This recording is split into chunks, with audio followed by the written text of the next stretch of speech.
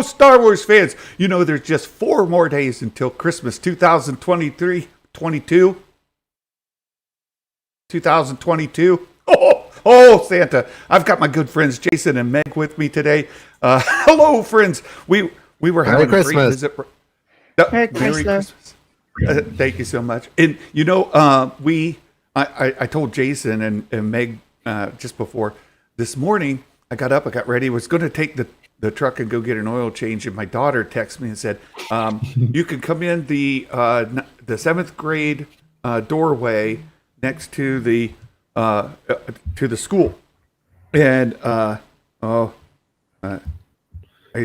daughter calling me now. So I said, oh no, I'm supposed to be at the school being Santa. So that's why she's calling. She's like, no, encore, bro. You're supposed to come back for the second show. Where are you? Maybe so. But so it was kind of crazy because I normally do this for the school every year. I go and for her class. So she does some special needs kids that that are kind of developmentally delayed. So they're in 7th grade, and but they're like 3rd or 4th grade mentality. And I normally go in, I visit them, ask them what they want for Christmas, get them all excited. And they think it's really cool that their teacher is Santa's real daughter. And they're like, that's your real dad? She goes, yeah, that's my real dad. My real dad is Santa. And they're like, whoa, right? It's like mind blowing. And it's a lot of fun, but it's normally about, 7 or 8 kids. So I go to the school. I'm expecting to go into her room, and there's going to be like 7 or 8 kids. Mm-hmm. And I go around the back of the school. And I'm going to come in the side entrance, and normally she'll let me in, and I kind of sneak in. I go in between classes so nobody knows I'm there. Well, that's not what happened today, my friends. I came around the corner, and the hallway is there's a couple kids like waved, and as soon as a couple kids waved, like the classrooms emptied into the hallway. And people are screaming. They're like, Santa! And people are running up and hugging me. And like, kids are just swarming me. I was like, oh my goodness, what is happening? And my daughter's there. And I'm like, this is your fault. What's going on? And I'm expected to go to her classroom and read to like, a half dozen kids. And so she escorts me through the school, and the classrooms are emptying in every hallway as I'm going through the school. It's a middle school, 6th, 7th, and 8th graders.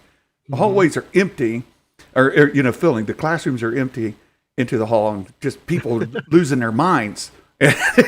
So she takes me through, and we go into the gymnasium, and it's empty. It's like, shoo. And she goes, okay, Dad, how do you want to do this? Like, you're going to read this story to the kids, and you want to stand? You want to sit? I said, I don't care. I can, just read this story to the kids. She goes, okay, well, you can just stand. That'll be fine. Well, the next thing I know, kids start pouring into the gymnasium. I'm like, whoa. And it's like, you're going to be reading the story to the entire 7th grade. I was like, oh, well then. This is not what I expected.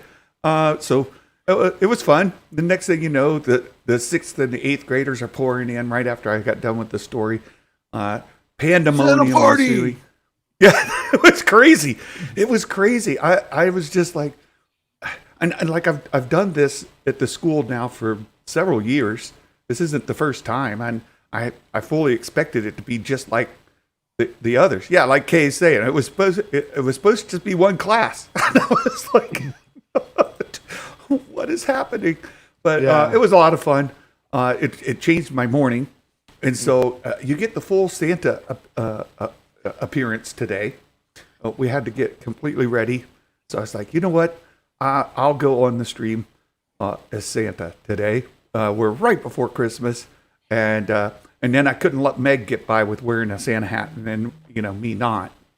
So, I applied pressure. You did. I like that hers is going this way and yours is going that way. Yeah. Well, I can flip it over. No. Jason, they do say that some people's swings to the left. Other swings to the right, some down the middle. Yeah. That's Mother true. Nature. Yeah. It's true. Oh my goodness. I'm left in all ways. Now In all ways. Oh, so hey, I've had an interesting morning. I've had a fun day today already. Like it. It sounds like it. This evening, yeah, Jason, where's your Grogu hat? You want to know the truth? Is that I worn it like a bunch of times, and every single time it comes on my kids on our YouTube channel in the front room when we have like YouTube on the TV, it recommends the video, and on because I subscribe to you on all my channels on all my accounts, and when I watch in there, it's on there, and the kids laugh at me, and I said, "Fine, I won't wear it today, but I'll be right back." Jacob's gone. Jacob's gone. Yes. Yeah, Jacob. Again, to tie back to Jason, a different Jason reference. Meg, how is your day going so far, my friend? Apart from a little bit of an itchy throat, I'm doing good. Oh, good. Very good.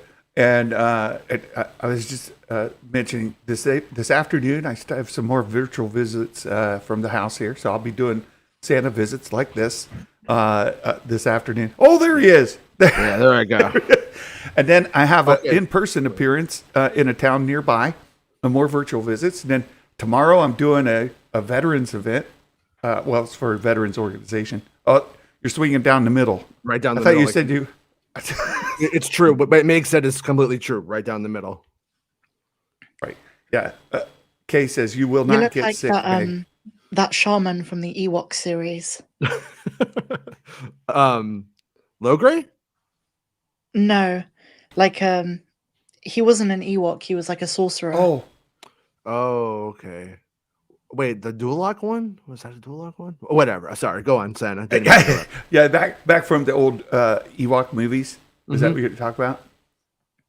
Or the Ewoks animated series from the 80s. Okay, animated. Okay, I was going to say diabetes. No, not him. Diabetes. Not him. Right. That's who I was thinking of because of the movies.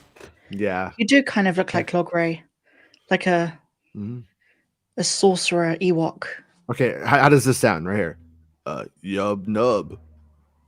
Was that close? Does that sound like him? Yeah, that's like a SoCal Ewok. Yub nub, bro. Cool, man. In and out, bro. Yub nub. All right. That was my Hey, only one Kenobi is made it into the chat. So I've got a couple of shows coming up. Tomorrow, I've sent out an invite to a couple of folks to talk about The Last Jedi. You know, we just passed an anniversary of The Last Jedi last week, and I thought, well, we'll have a look back at The Last Jedi and talk about it from different perspectives. And so Salty Texas Ranger, I do not recommend tomorrow's show for you, my friend. Just skip it. It's okay. This is something else. Folks feel like there's some sort of obligation to hate watch YouTube content, and I don't understand it. Like, if you don't like something, just don't watch it. It's that pretty much that easy. And like, you don't like The Last Jedi and somebody's talking about The Last Jedi, then get out. Get out. You know what it is It's with okay. The Last Jedi for me? Is I simply can't understand the hate for it. Because there are films that I enjoy and then people don't like, and I can kind of understand where they're coming from. But The Last Jedi is one of those films I don't see the point of view of when people are like, it destroyed Star Wars. I don't get it. Yeah, because preference. Someone should Star Wars explain to me. Yeah, I don't understand. Preference can take the place of not having a personality on the internet. That's my take. Because it's like at a certain point you just move on and go about your life. But I also think that if you didn't like it though, and it's been 5 years and you haven't seen it since, might want to refresh your memory to make sure that you're not living in a hyperbolic bubble of something that you've talked about more than you've actually like seen. No, like that happens. Hey Aria, you better not hate Santa. I'll take you down. I'll take you down, Aria. We love Because Aria. if you get past the the Rian Johnson version of Luke, and I don't know many people who are generally a fan of that. I think you I can kind of appreciate the story for what it is. I mean, yeah, okay, sure. J.J. Abrams shouldn't have put Luke on an island. But at the end of the day, the story itself, for what it's trying to tell, is not bad, I think. Maybe I'm Yeah. just too enjoying of Star Wars generally to... It's like The Rise of Well- Skywalker. I really dislike that film, but I can get over it. I can just watch it for what it is. There's Adam. He's been hate watching my channel for years, and I love you for it, Adam. No, no. And look, K Million, my youngest is in the chat. Hey. She done graduated college. She's Good a college job, lady. graduate. Yes, it's amazing. She did it Wait a in just minute. just thinks over she 3 bet- years. She thinks you're better than me. Well, you think you're better than me now that you got a big No. old fancy degree? Well, look, you've got an advanced degree. Oh yeah. All right. Well, welcome to the club. Welcome to the degree club. It's great. No, it's great to see Kayla back in the chat, and very proud of her. Very Yeah. proud of her. She changed Very majors proud. she still completed her degree in just over 3 years. Mhm. That's amazing. Yeah. You must be Your a very dad. proud dad, Santa. I heard your Santa Claus dad talk about you. He is proud of you. I'm sure he told you, but he is. I could tell. He was very proud of He that. is. He is. Nikki, He is. called me an SJW Jedi the other day.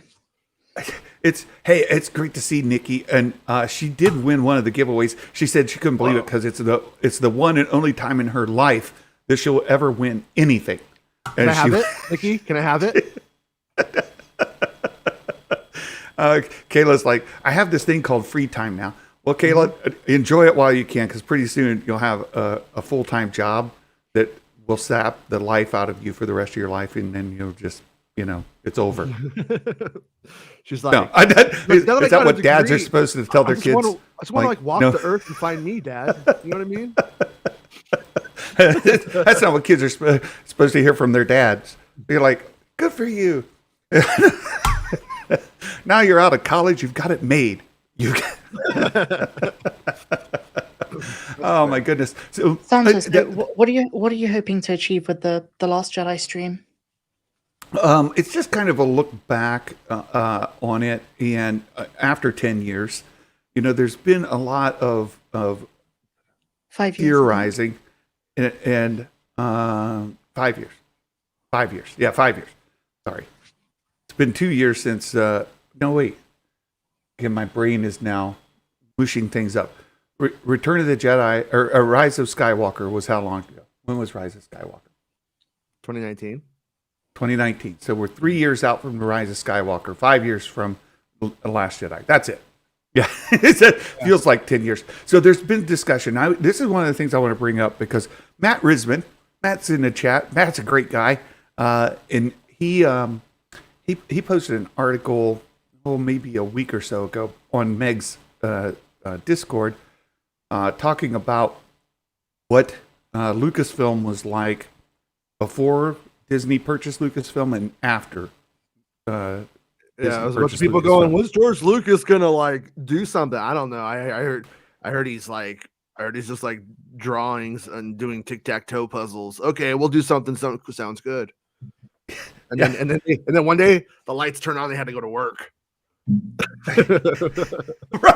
Right. Well, and if you think about how much Star Wars did we get prior to and again, this kind of goes into some of the discussion we'll get into today when we talk about 2022 and 2023 slate of content. Yeah. But actual canon under George Lucas, how much did we get? 6 movies. 6 movies. 6 movies and only 6 movies. Mhm. Right? Yeah. The Ewok movies that we were just mentioning, Not canon. he produced them, right? They He were was canon producer for like a on day. They were canon for a few days. And then I've got an unpopular opinion. I think the Battle for Endor exists in the Willow universe. almost, huh? I love it. I love that thought, Maggie. I see we can call you Meggie today. Meggie Christmas. Meggie Christmas. Yeah, the Ewok movies. The funny thing about the Ewok movies, and I was just rewatching them when they came on Disney Plus. I was like, Ewok movies. It's been a hot minute since I've seen these, and you get a blaster rifle shooting like a Star Trek phaser, right? Like he takes this rifle and he shoots into the this big boulder, and it just keeps this energy shot, and it like heats up, and then boom, blows up. Mm-hmm. I'm like, wait a second, that's not how blasters work. Like, you just didn't know about that setting. That setting, it exists. Just like the one that Anakin uses to make his lightsaber go all long and weird on Attack of the Clones when he needs to save Padme from the Cahoons. Cahoons. I was just like, wait, that's not how blasters work. And we get people now nitpicking Disney Plus content, and that's fine. I mean, if that's what you enjoy doing, if you enjoy like analyzing bits and pieces and finding inconsistencies and pointing them out, and that brings you a great deal of enjoyment, then go for it. But I try to just enjoy it and let it be whatever. But I caught myself watching those and going, wait, that's not how blasters work. You talk about some of the stuff in current content where you're like, that's not how snow speeders fly, or that's not how bricks and screws, whatever. I grew more empathy for the people who fall down the trap of getting consumed by that kind of thing as I was watching Metallica and Willow, and like still can't get over it. And I just said, you know what, I'm just not going to cover Willow. I'm just going to be like, you know what, Willow, you became irrelevant to me, and I'm just going to leave it. I've joined Jason. I just stopped bothering after episode 3. It turned me off the show. The acting's really bad. There's like a point later on, it might have been the one that aired last night, where like, there's just like music playing while they're slow dancing, like in a scene that's like modern music, and I'm just like, what is it doing, man? So yeah, so I understand, but I also understand that like you don't want to like ruin people's party. Right. Like in real life, if every time you walk into a room, you're like, hey, that sucks, then everybody's like, dude, let's not hang out with that guy. He's a big bummer. And I don't want to be that guy. I don't want to be a joy sucker, right? Like that's not what my mission in life is to suck the joy out of things for other people. It's not what I'm about. So it's like, okay. It's my North Pole move, by the way. Yeah. It's fair enough. Like you're a fan of the thing and you watch the thing and like, nah, that wasn't for me, man. Yeah. And then move on. Right. Like there's nothing wrong with that at all. That's great. Yeah. Like I don't like the DC universe, but I don't go on like line and like make sure everybody knows how mad I am about Black Adam. I just said like, I'm never going to watch this movie again. I'm good. How sad I am that Henry Cavill's not going to be Superman ever again. Yeah. Makes me sad. Oh man. So sad. Sad. I think I like Henry Cavill. But it sounds like, and then like in that story, that guy's like, he's into some like role-playing game or something. And yeah. And he's like doing like a movie on it. Like to him, it sounds like he got his life upgraded. Like he's following his passion now. I'm like, good for him. That sounds way better for him. Hey, have a great day, MCU OG. Good to see you.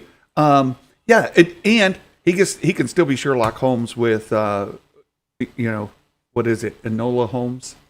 Yeah. Oh, is he in that? I saw the first one. I didn't see the second one yet. Okay. Oh, I like both of them. Of them. So there you go.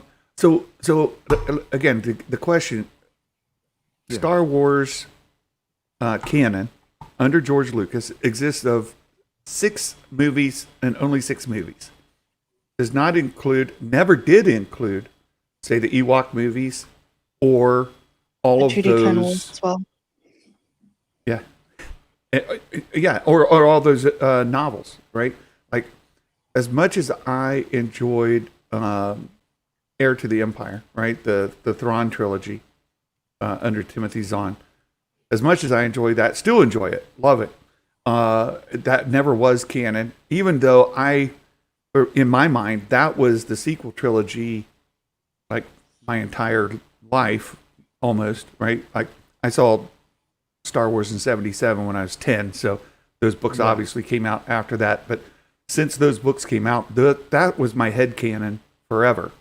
But I never did have an expectation that was the sequel trilogy. Like that was where the story went because there was no other story told.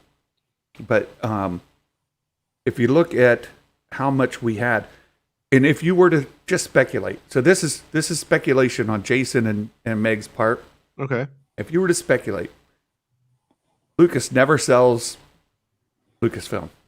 He stays president of Lucasfilm, owner, all of that, right?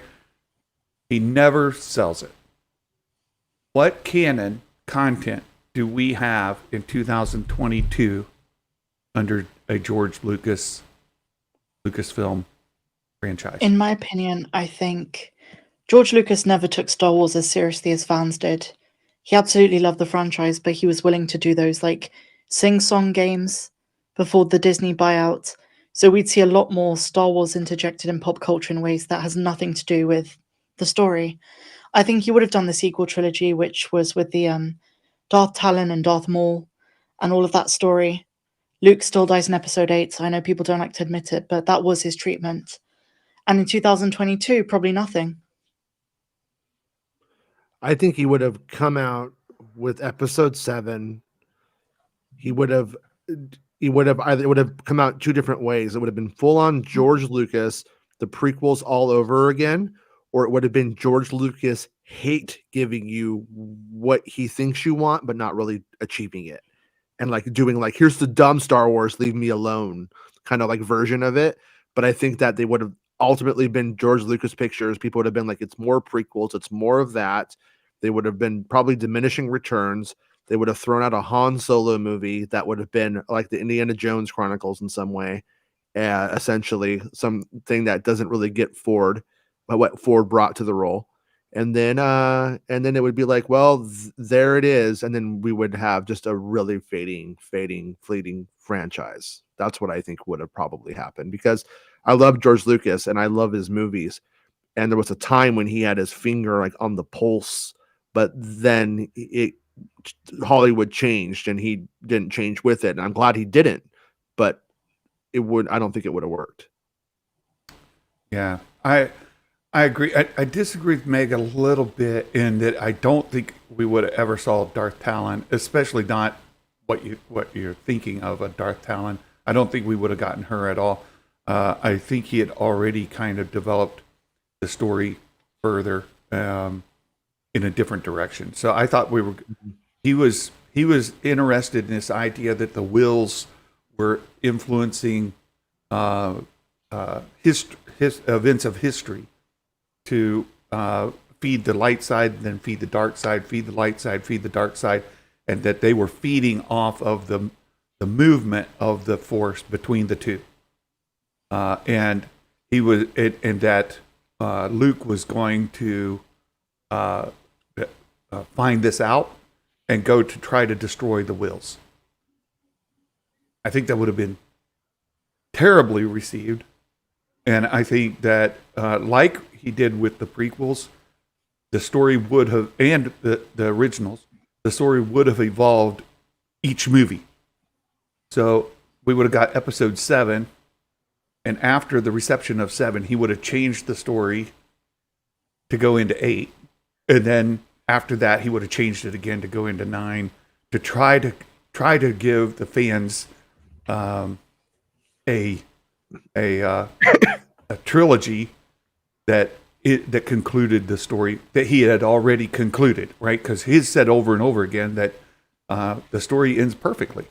It doesn't need to. Yeah, I think you're right there, Santa. I think apart from the Darth Talon stuff, because we'll never know what George Lucas would ultimately have produced. But I definitely agree with you, and I agree with Jason as well. Like the trajectory of Lucasfilm, just because it was George Lucas doesn't mean it was going to be forever profitable or forever going in the right direction that it needed to go in. So, and I think in both timelines, we end up in the same position of fans being divided because they already were during the prequels. Yep. And I agree with you. Yeah. And he also, I think so. the one thing that also always gets left off, and if you have reservations about the look of Kenobi. That look of Kenobi, that's what you would have gotten the sequel trilogy in the theater. Lucas was obsessed with using DSLR cameras, off-the-shelf cameras with fancy lenses, though, to go and make a $200 million movie for $50 million. That's what he wanted to achieve. He wanted to bring down the blockbuster, the price of the cost of the blockbuster by a lot, but it would have looked like Kenobi. It would have been filmed in 1080p, probably. Maybe, I don't know, in 2015. Maybe. Okay, but we would have been into a place where, and it was going to use the volume. All of it would have been done in the volume. And if you think if the volume makes you mad in any way, Lucas would have taken the volume to the extreme, and he would have pushed it, and he would have really leaned into it hard. So you would have DSLR cameras. That's what she said. Filming in a volume. That's what she said. And, I had to say it before Meg did. I was like, oh, I got you, man. We got you. We got you. Instead of Santa and you didn't get it, he did. He got it. But anyways, it would not have looked like the movies that you get now. It wouldn't. It would have. Yeah, It would look. I don't mean to sound salty here, but like, I don't care if you hated the sequels. If you say they were not good in terms of cinematography, oh yeah, you need to go to you need to take a very basic course in what that means. Yeah. Because they were visually stunning, and George Lucas famously said that The Last Jedi was a beautiful film, but he disagrees with the direction or something along those lines. right. But they were beautiful films. I don't think he ever actually said it publicly. Let me ask That is true. somewhat correlated hypothetical. Yeah. So, streaming services come along, right? He hasn't sold to Disney, so Star Wars isn't hosted on Disney Plus necessarily, right? So, the streaming services evolve. Does he sign a contract with Disney or Netflix or one of the other services to create streaming content? Yes. Yeah, he would. Probably Netflix, I would say. Because that would be able to continue the Star Wars Underworld thing he was starting. Right. And that was the thing with what Lucas's plans were. He wanted to basically make a website that was basically what Netflix became. He wanted to have a website that was just like always, that had TV shows that you could go watch, and it was always going to be Star Wars content, like a Star Wars channel. Like that's where he was going with it. But he went to HBO, and HBO was like, we're going to own this stuff forever, but it's yours. And he was like, no, I own it forever. You pay for it and you get to show it. And they went back and forth. That's why the first season of Clone Wars, that they were when WB took over distribution, they were able to convert the first 3 episodes into a film very easily, because it was meant to be like 30 minutes long, because they were just meant to be on HBO. So length was whatever the story needed to be. They weren't trying to fit into a 22-minute Cartoon Network bracket yet. And but HBO was in talks to have Underworld and the Clone Wars. And that's what he wanted. But so if you go a few years down the line and Netflix quits being a DVD distribution by mail model and moves to the actual streaming, and then Netflix, we saw the trouble that they got themselves into with just throwing money anywhere frivolously, I'd say, they probably would have ended up giving Lucas what he wanted, which would have been, we get to distribute it for X amount of years, and we pay for it, and then you get to own it. And so, but what that would have also done was it would have put Lucasfilm into a position, because remember, they lost a lot of their money in the 2008 financial crisis. A lot of their investments, a lot of the company was not strong anymore. So what that means is you would have had a harder leaning into the action figure side of Star Wars, into designs being merch worthy and stuff like that, because that's where they were going to make all of their money off of the stuff in the future. So Rogue One, Andor, never going to get that. Probably you would get the idea, the promise of the idea, but I don't think they would have been able to deliver on it, for that reason. Well, my only challenge, and this is just a question because I don't know, I mean, this is all speculation, right? Yeah, there's no right answer, right? There's no right answer to this. We have our own little world between worlds, as they put, right? We have our own. We're looking through the little portals, and we're seeing alternate realities. And what's the ultimate destination, right? Or destiny for Lucasfilm? But would his relationship with Iger have influenced at all him going to Disney Plus and Iger offering him the money to come over to help launch the platform? Comes too late. In 2008, they're losing their pants. By the time what year does Disney Plus launch now? Was that 2019? Did it launch? Yeah, right at the end of 2019. Yeah, I don't see them making it from 2008 to 2019. That's almost 10 years so they would have already had to have been in bed with Netflix or HBO or just going it solo and doing the DSLRs. So think about what that does. Think about what that does to Disney Plus as a platform, right? Like all Marvel. Right? Like, and the Mandalorian, I would argue that Jon Favreau, like, they should just have the money truck, like, completely backed into his house, right? Like, because Disney Plus exists largely in its subscriber base largely off of Mandalorian. Now, of course, they have ESPN and Hulu, all that, whatever. But and as fans, Favreau, right? He's brought us 2 shows, if I'm remembering correctly. Mando and Book of Boba Fett. One is an A+ show, and one is, to me, like a C-. And but so I don't. If I were them, Jason? I don't know what I would think about him at the moment. I'm not saying I think badly, but I think I'd be like, where's this gonna go? I'm with Jason, and that's so representative of his Disney remakes as well. That they're so hit and miss. Yeah, and I think Jon Favreau is genuinely an amazing creative person, and as a result, there will be things that don't hit, as well as, say, The Mandalorian. I think The Mandalorian was the best idea he conceived of. This bounty hunter who goes about the galaxy comes, across on one of his jobs, a 50-year-old Yoda species, and they go from there. Yeah, I think that was genius. I think that's what Star Wars needed at a time when people were really not enjoying the final installment of the sequels. I completely agree with you, Meg, like 1,000,000%. Because, look, again, we go back to our alternate reality, right? George Lucas is in charge of Lucasfilm. We go through, he doesn't sign with Disney Plus. He doesn't bring in Jon Favreau to create this new series.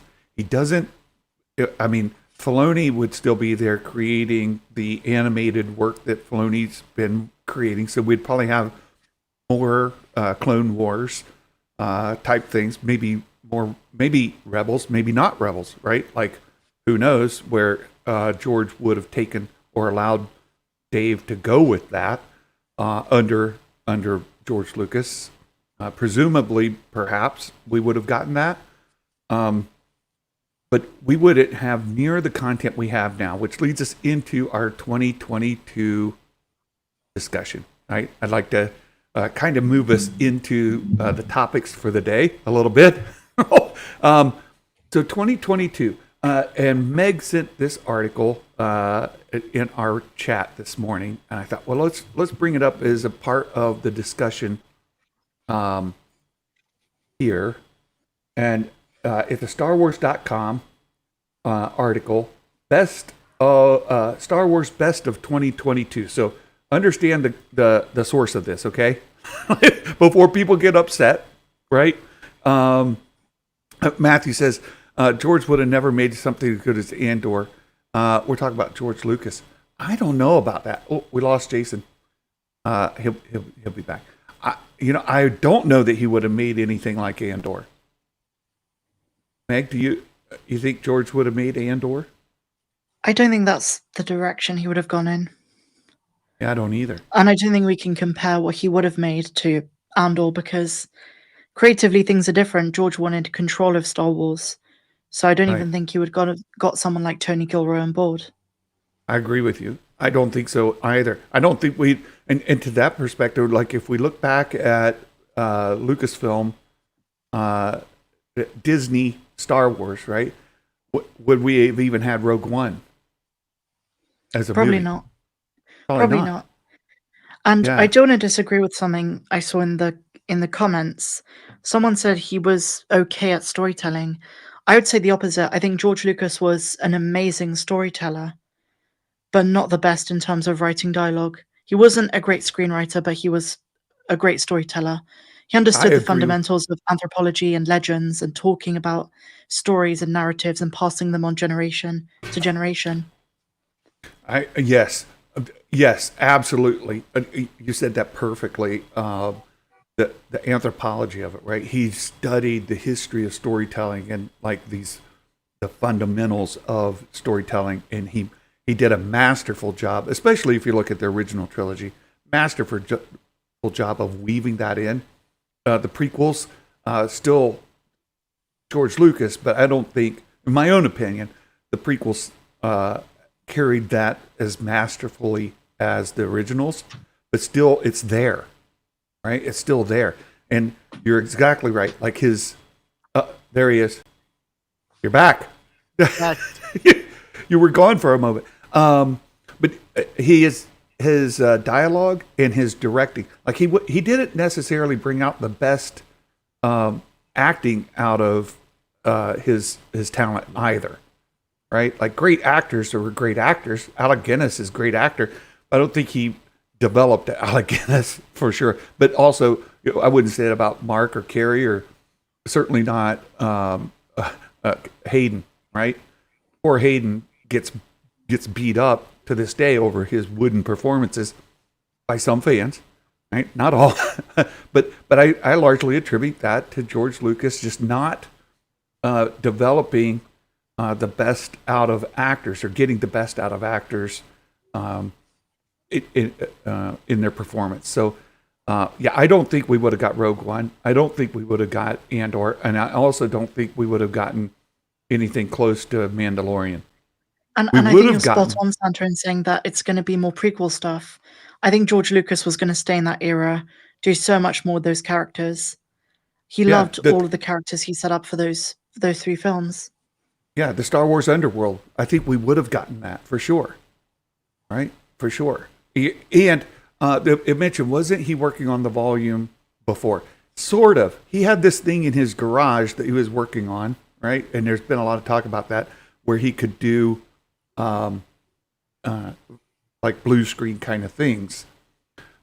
And he had envisioned developing that, and I think he would have kept pushing that front. But really, Jon Favreau. What was the volume? Well, not quite, right? John put that together. No, but Lucas wanted to build. That's exactly what the project was. That was exactly like it's the same concept. That's what he wanted to build in San Francisco, and then San Francisco started trying to squeeze him, and then he just gave all of the money to low income housing, or all of the property to low income housing in the end, and taught the San Francisco people a lesson about messing with him.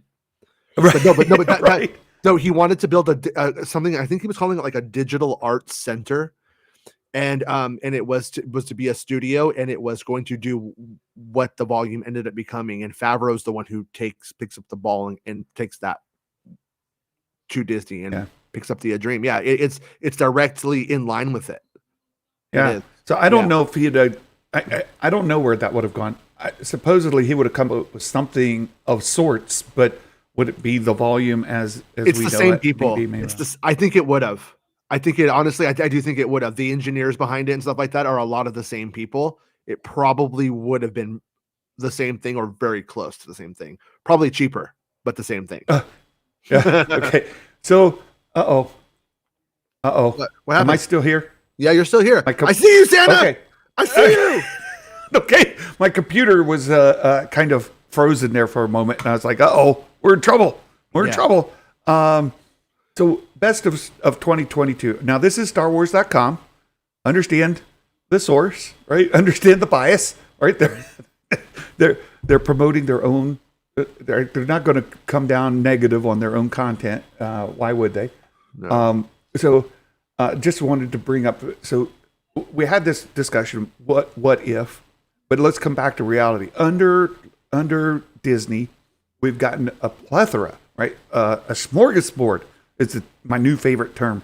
A smorgasbord of content from. Why does that word Lucasfilm. continue? Do you ever hear that word anywhere? Do you ever go to like anywhere and it says a smorgasbord, come and eat? No, I've never seen it, but yet people say it and it means that. I don't know why it exists. I'm just asking. Sorry. no, you're right. You're right. But I think it's an apt term, right? Yeah, it yeah. fits. Yeah. So I think this, yeah, Matt, I was amazed to see how much StarWars.com loved all their content. Yes, exactly, Matt.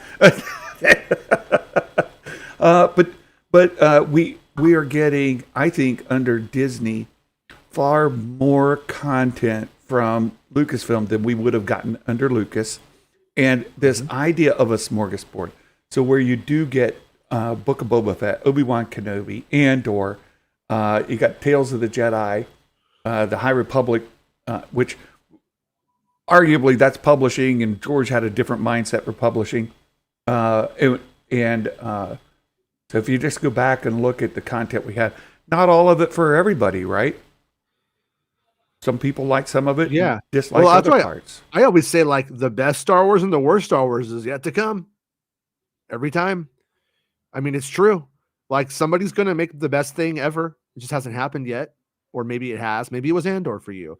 Or maybe the worst thing ever was Andor for you.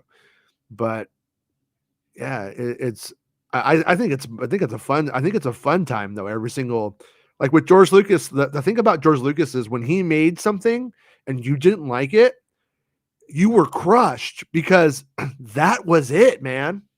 That's what George says. And it's going to be, this is George's show. It is, you accept it. You get on the George train or you get off. Like, that's it. Today, you don't like Rogue One's boring to you or whatever. Then you're like, okay, I don't watch Rogue One. I don't care. Or Andor, right? Yeah. Or Andor, whatever happens to be.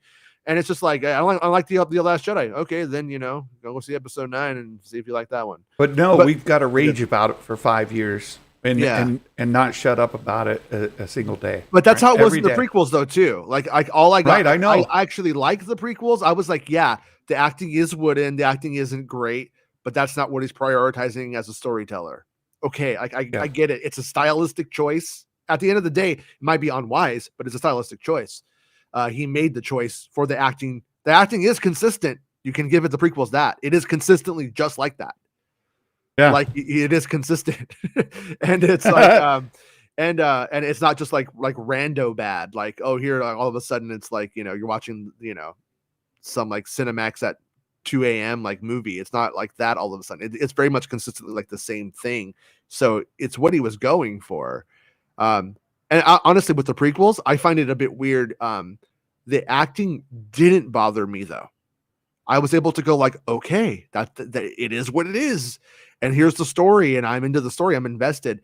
But now when I watch the prequels after watching Star Wars, like so much of it, now I'm like, why is the acting like this? Now the acting actually bothers me in the prequels, whereas before it didn't. And I did not see that coming. My perspective has always been, I got these 6 Star Wars movies I love. I'm fine. Make whatever you want. But now I'm actually starting to see, you know what? Now it is kind of starting to mess with my enjoyment of the original 6 stuff in some way, which is strange. Yeah. You know what's really interesting about Revenge of the Sith is that Jason was in it. He was that kid who Bail Organa tries to save. What was your name, Jason? Film? Was it Zet? Tsukasa? Tsukasa, something like that. Yeah. Well, that's Jason. I know. Guys. Made a meme of that with me and that kid and put it out, and somebody was like, "Damn, really?" It's brilliant. It's absolutely brilliant. And I know, Meg, you're from a different generation. You have a different relationship to the prequels than Jason or myself. But I found myself after the prequels at a bit of a distance with Star Wars, and for a long time was just ambivalent toward it. Like, yeah, I have my fond memories of the original trilogy. I own those. That was a big part of me. But like, as far as the rest of it, I just wasn't interested at all. Right? It just kind of turned me off, and it was whatever. And I feel like there's a lot of Star Wars fans now really struggling with that in relationship to the sequels and the Disney Plus content. Like, am I still a Star Wars fan? Am I not? What's my relationship to this franchise? Because I hated The Rise of Skywalker, but I was still just as much of a Star Wars fan as ever. I'm of the opinion that if you don't enjoy something, just watch the stuff you do enjoy. I mean, sure, you can complain about it and you can have an opinion, but ultimately, if it damages your relationship to that thing, I don't personally have that viewpoint. Yeah, I think that's a healthy way, and I hope more and more folks come to that because no matter what the prequels did, the originals were still there, and I would always watch them whenever they were on. Like, they're on Turner or TNT, whatever. I would leave it on. That's just because it was fond memories, or I might throw in the VHS on a weekend or whatever, right? So it didn't matter what Attack of the Clones. If I never wanted to watch that again, I just wouldn't watch it again. Not a problem, right? Like, there's no pressure that I must love everything to be a Star Wars fan, right? And there's that mentality that's out there too. Like, if you don't love everything, then you're not a Star Wars fan. I'm like, wait a second.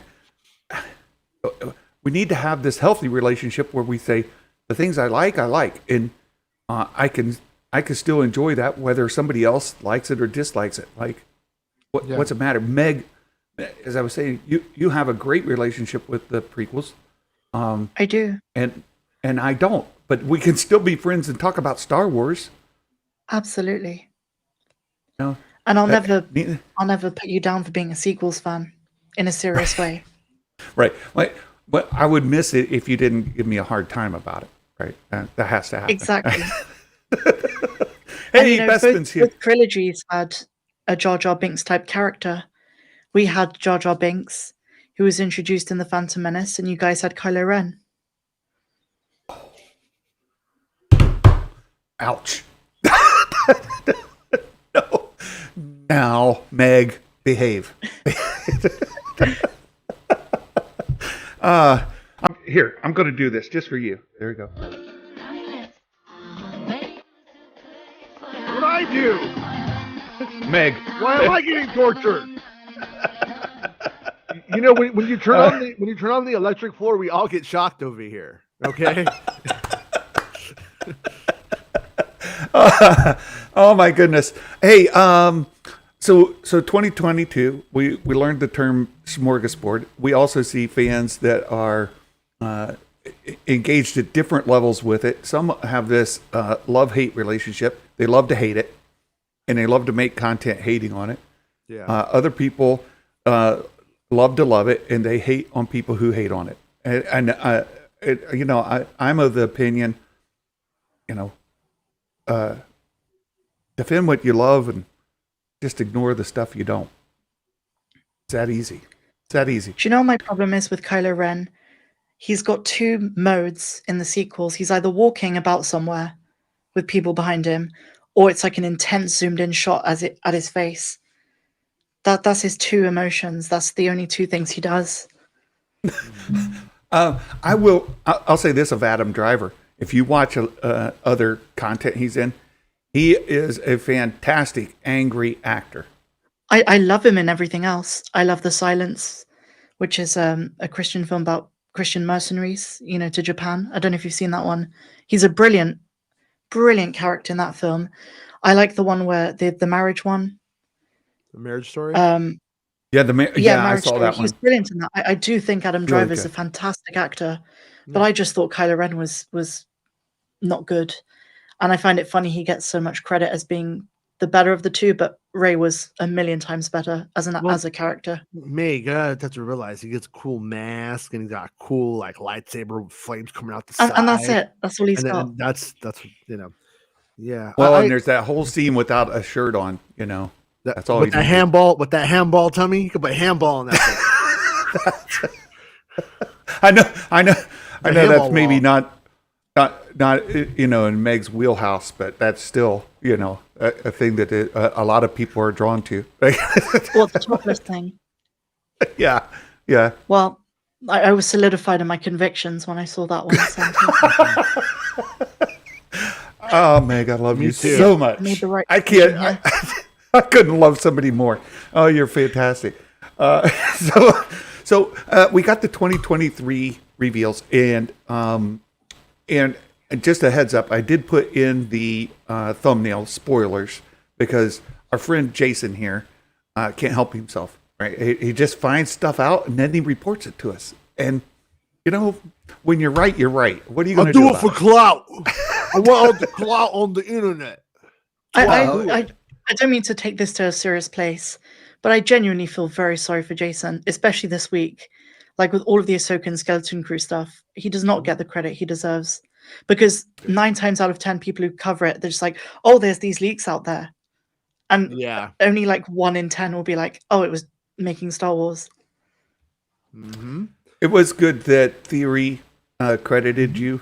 It is That very was good. very That's nice very of him to do that.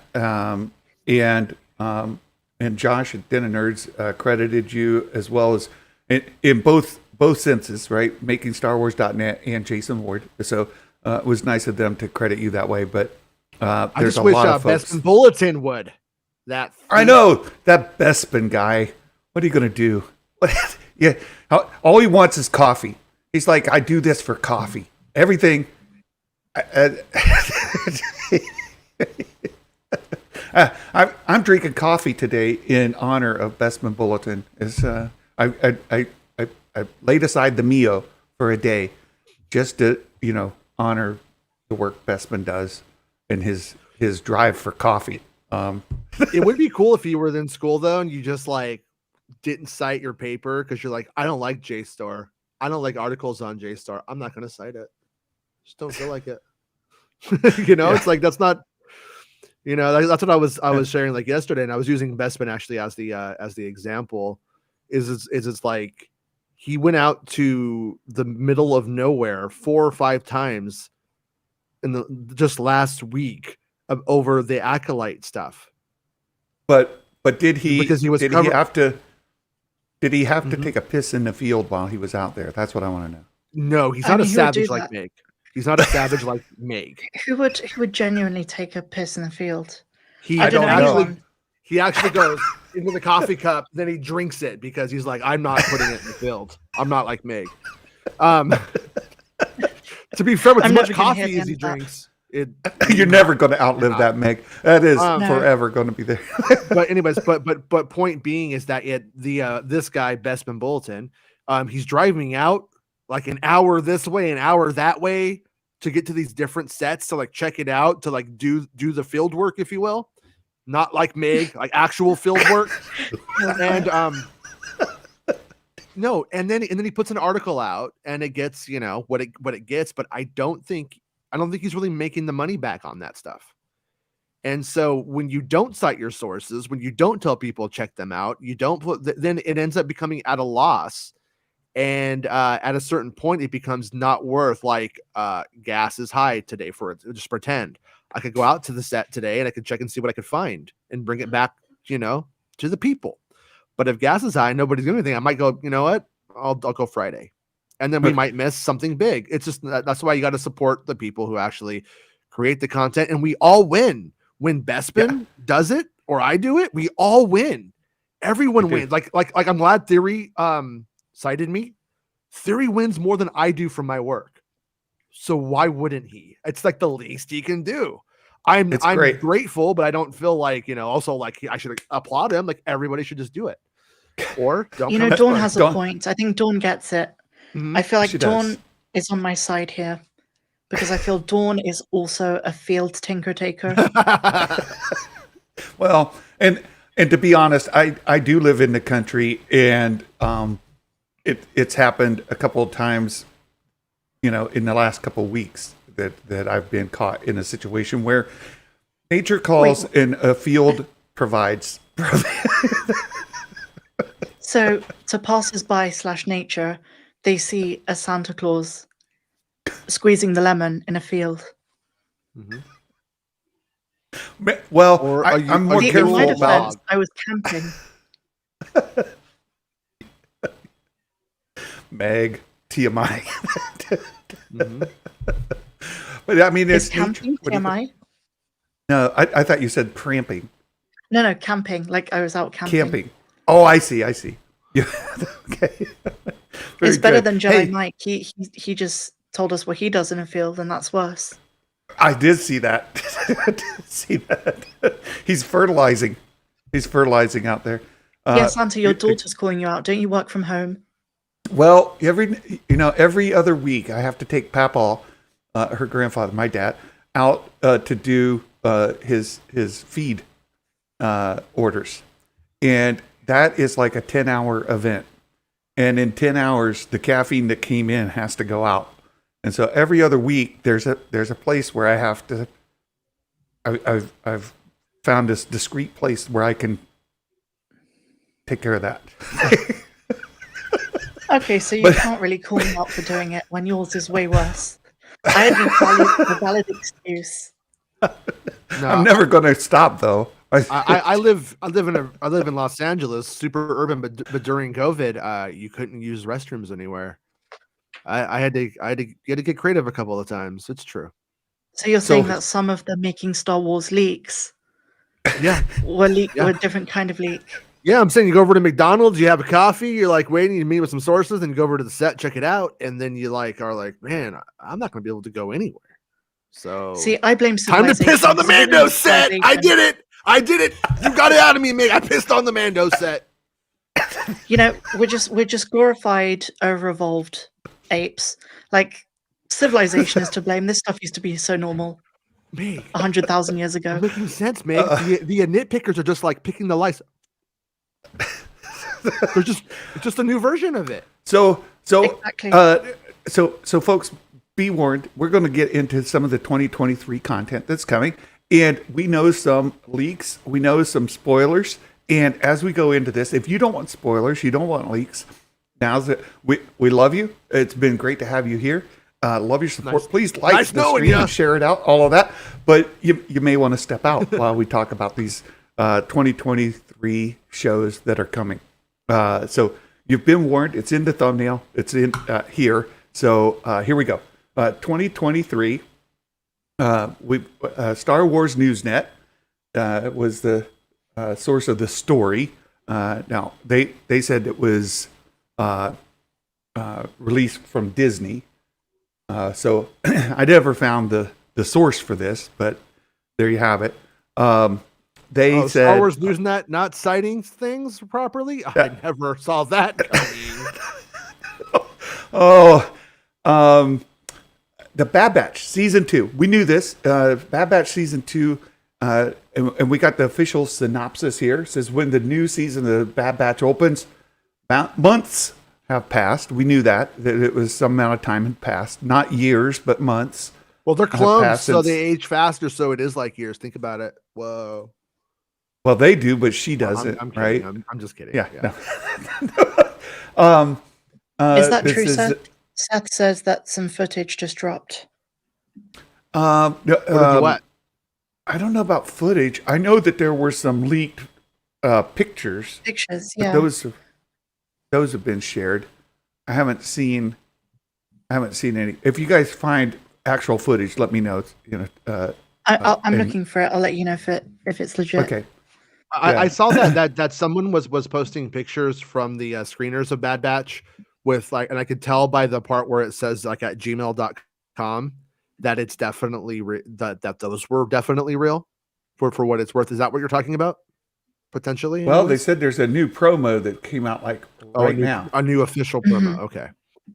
Yeah, there were leaks from the screeners that came out this morning just showing pictures where Yeah, Which I thought was covered actually that pretty in my funny. video.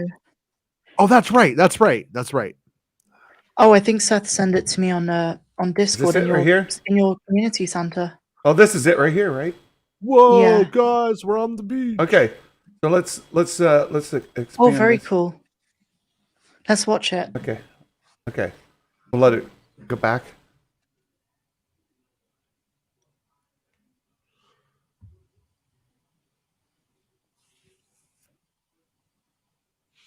Okay, so 2 seconds of new footage. I'm like, wait, did I see anything new in there at all? I just think like blanked out. one Did see a thing. or 2 seconds is new.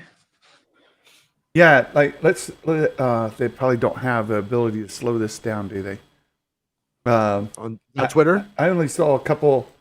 So there's a couple of shots here. A Bad Batch. We see. Hey parents, does it say that? Wait, hey parents. Omega. She says, Yeah, that's new. That's new. And you can see a little bit there of her hair has grown out, right? Oi, me hair's grown out. I'm a clone. And her outfit has changed since season 1, right? I changed me clothes. I don't smell like piss in a field anymore. No. I don't know about you guys, but I really don't like her new outfit. No, It's a I'm bit not colorless. fond of it either. It's just the helmet or the hat, whatever. Not a fan of that at all.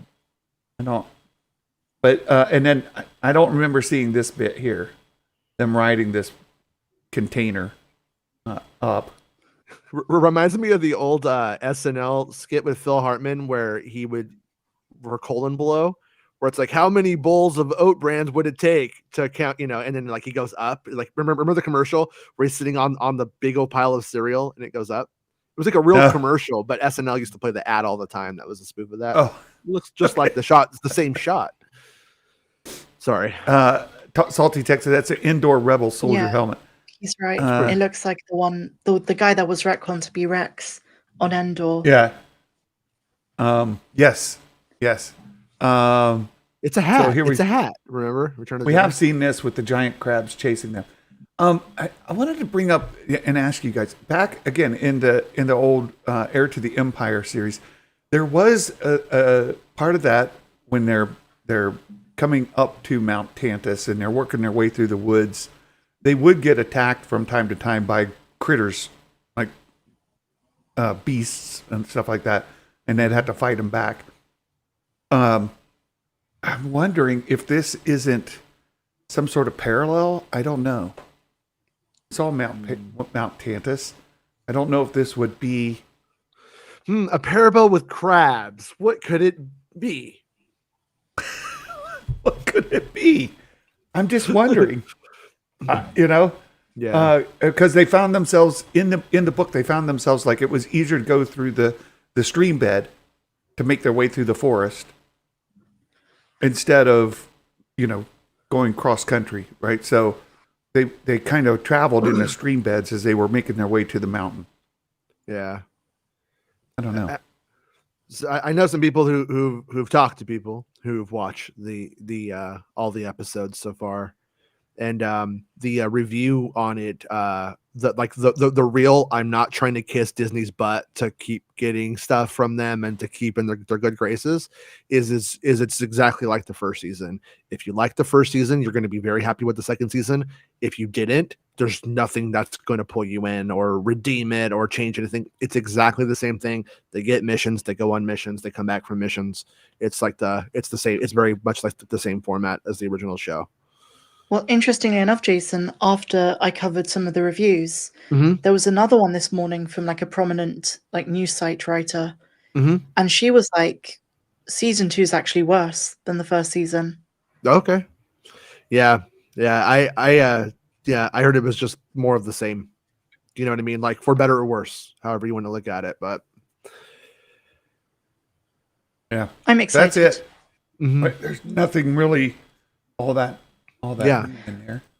Am I right in saying me and Santa are much more Bad Batch fans than you are, Jason? Yeah, you guys are. I fall like I like the animated. I'm not like anti-animated stuff, but I fall more onto the like that last Clone Wars centric series on Tales of the Jedi. That's more where I fall. I like that kind of stuff more. Like that lore kind of ties into the movie stuff more than most things animated for me. Yeah. I loved the Bad Batch season 1, and I liked the finale much more than Meg did. But I really did enjoy it, and I'm very hyped for season 2. And I don't hate it, very, for the very record. excited. I enjoyed Okay. I enjoyed watching it. Like I enjoyed it. Like I enjoyed myself watching it. I just wasn't like it didn't like, grab me. I wasn't like, what's next? I was like, okay, you know what I mean? Like it Yeah. just it worked. It's doing what it wants to like do, and it's so I'm not like I don't think it's like a mistake. Does that make sense? Like it's doing what it aims to like do, which is sort of Yeah. replicate the A-Team Right. with Star Wars, and then my whole thing is I was a little boy though who grew up loving the A-Team, and I keep going like there's things you could do that are more A-Team like that would actually like elevate this, do that, and then they kind of don't. So that's where I fall into a weird place with it. Matt Trissman is trying to trigger me. What's he saying? I know. And look, he's in the chat trying to trigger anybody. That's his.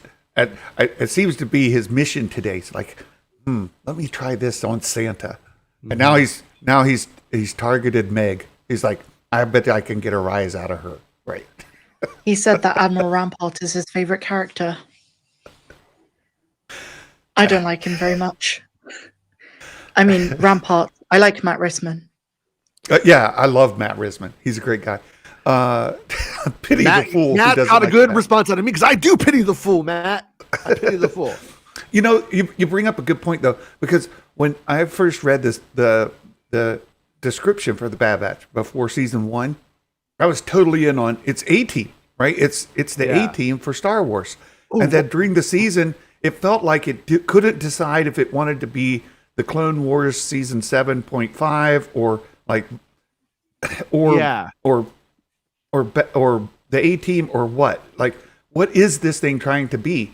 And I think the fans came in, some thinking, well, this is Clone Wars season 8, and some were thinking this is Bad Batch, and so we have some expectations that haven't been really met on either side, and I think that's sort of its disconnect, right? Like two things. I pity the fool, or I pity the fool who follows him. Why is that line in the show? And my other one, my other thing is that like I honestly believe that at the Boba Fett sister thing, I don't think they knew what they were doing when that happened. I don't think they understood that they opened up a huge Pandora's box with that. They introduced a huge overarching question that literally captivated my imagination for the show, and they have no interest in going to that or dealing with it right now. They just did it because, hey, that's cool. And then now I'm like, you distracted me by putting this thing in there that you're not picking up. It's like Chekhov's gun and you forgot about it.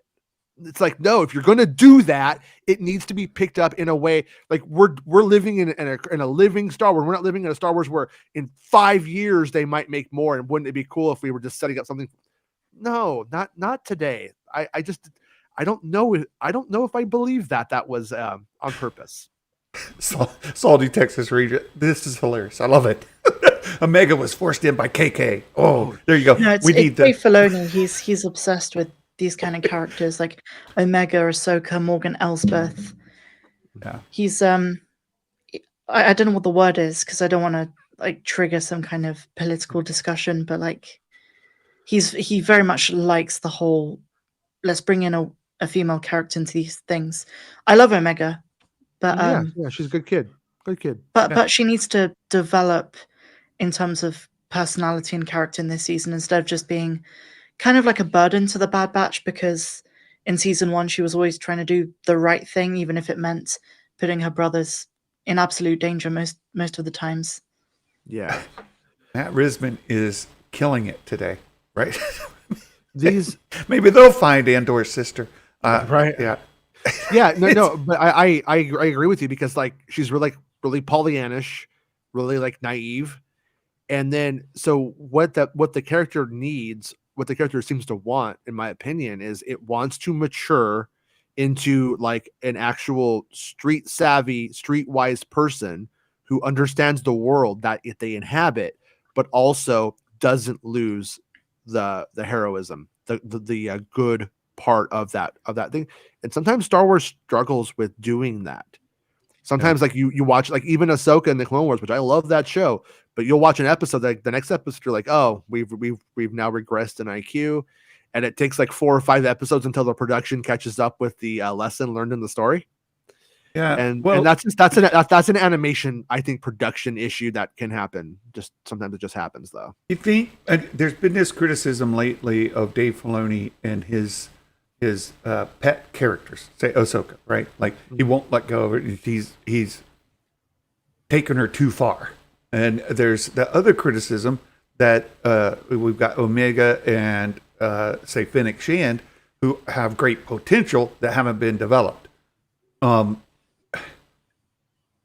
You kind of got both sides here, where folks are complaining about underdeveloped, non-developed, and overdeveloped, and they want something in the middle. And that's a tough kind of road to follow, and especially if you're going to be impatient about it, right? So we've had one season of Omega. Let's see where it goes. But Meg's comment is absolutely on point, right? Like, are they going to be able to develop it? Are they going to do it the right way? Arguably they did with Ahsoka, but then maybe some have said taking it too far. I'm kind of okay with Ahsoka. I love Ahsoka. She's my favoritist of all the favorites, right? I love her. But the same could be said too of Fennec Shand. Like, great potential. Where's her story? Yeah. Where can we find it? Right. Yeah, like with Fennec, the criticism will always be that things went out of order for her in terms of of how they have developed her, and I do think that they will get it. I do think that they will eventually get Fennec into like a really good place. People are like, I love that character, one of the best characters ever, probably. But right now, you can't say that, and that's just because of the way that things fall off, and they don't have time to develop certain aspects or what they prioritize.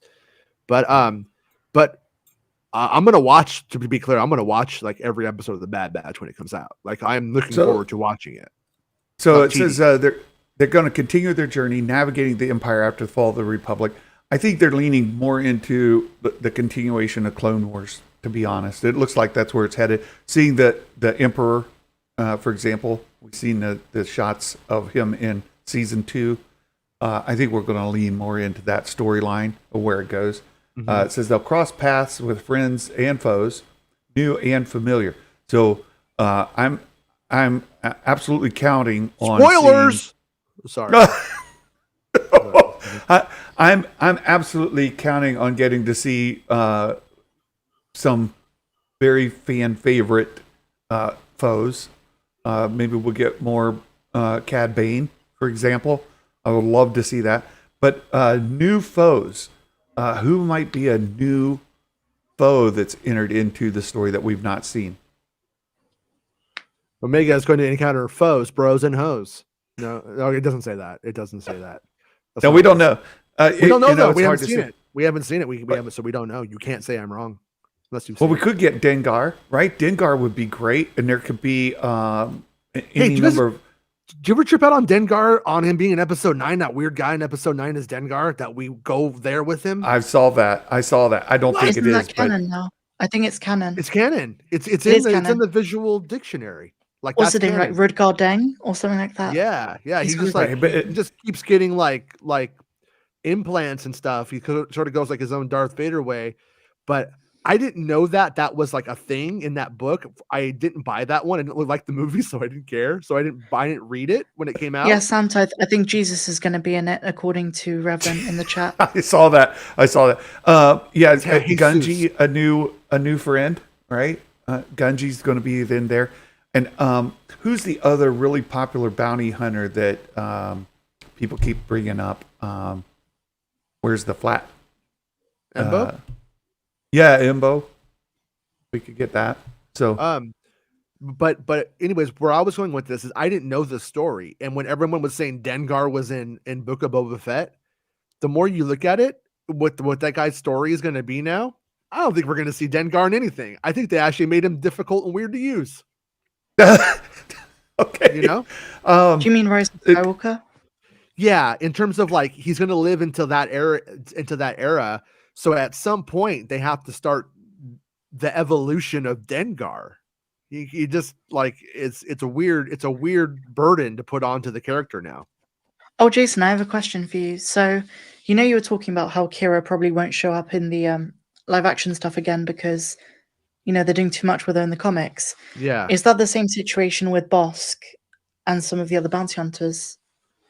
I don't know. Like with Bosk, because they have that thing like where his arms like grow back, and like that's why he has hands and why he has these and stuff like that. Like I think with him, it could be like Bosk is a little bit more like open, and we saw that like in episode 9, they wanted to put Bosk in episode 9 at one point.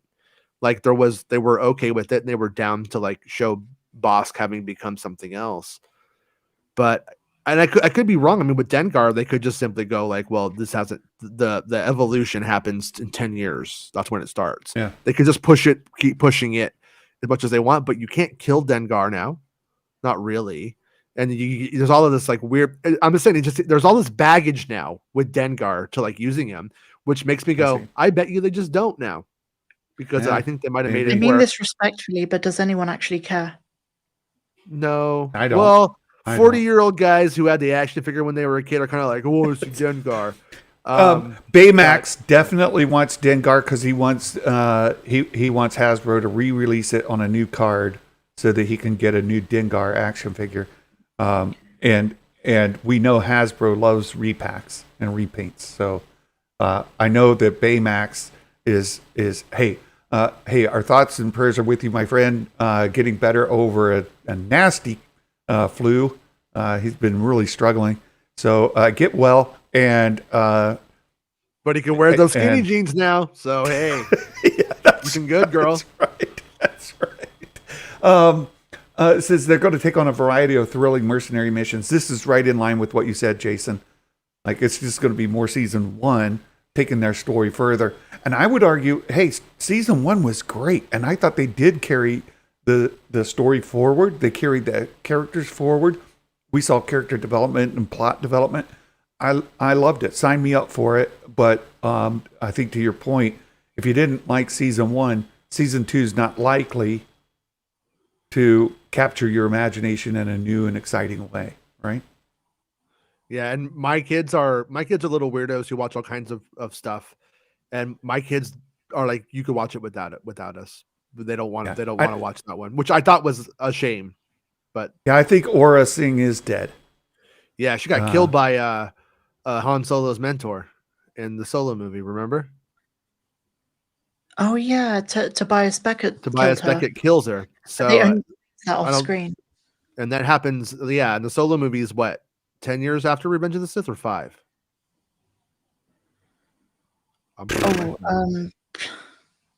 I've lost track. I don't recall.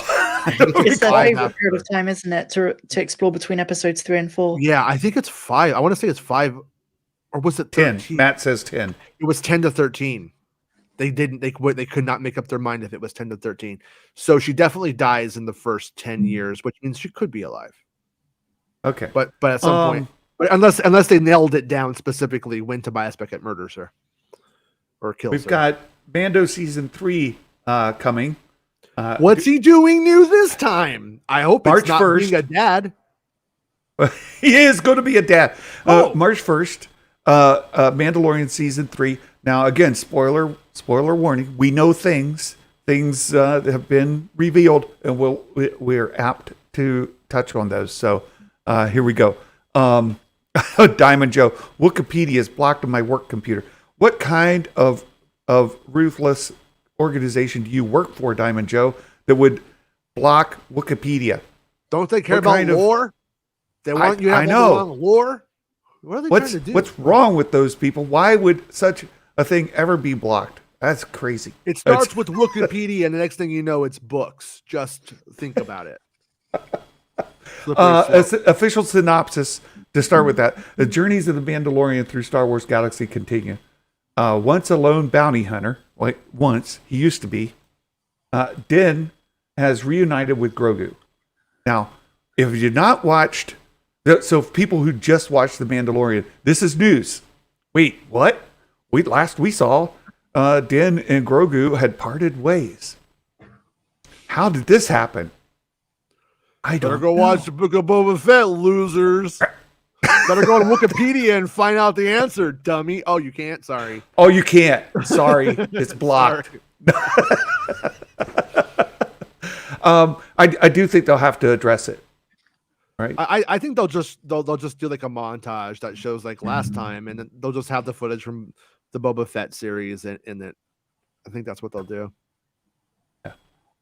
Yeah, like previously, or like what remember what Kenobi did, where it showed us like Revenge of the Sith, like everything that happened in the prequel movies. I think they'll just do that.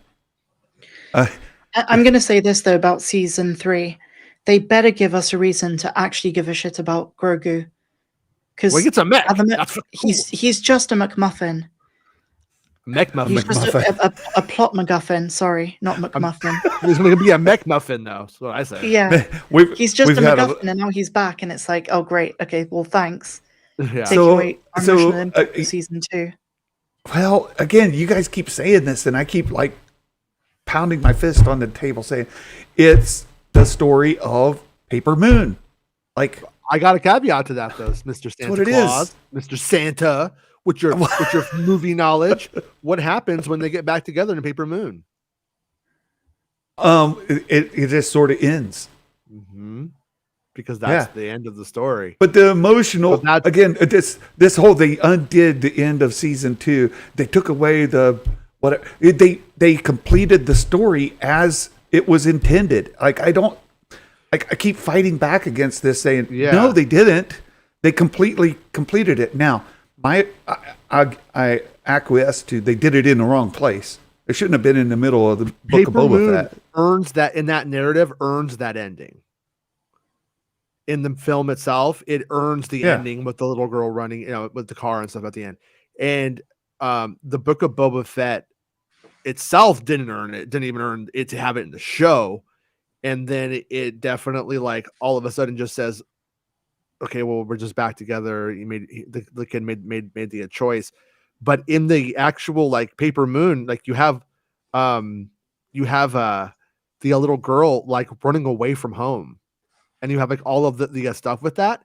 Like, imagine how cool it would have been if Grogu stole Luke Skywalker's X-Wing. He climbs up in there and he's like doing the controls, and then he's trying to find him. Like, and it would have been ridiculous, but it would have been so great. And instead, he just kind of like, they just do it. They just said never mind. My whole thing is when we're working on TV, and everything is like this drawn out melodrama. Like, well, why would you drop that one? Why would you decide this is the part we're going to skip? So that's just me, though. I guess people like it. I guess with Grogu, like, they need to give us a good reason to stay invested in that character. Yes, he's adorable. Yes, we love him. Look at him. But it's like, what does he do now? In what way does his story relate to Mando? I mean, you dropped those leaks about the IG-11 reconstruct. Yeah. But I just don't see how that's interesting in any way. Is he just going to tag along for all of the missions? Yeah, he's going to become a Mandalorian. Well, but I don't think that's a good idea. Yeah, probably. I think you're probably right.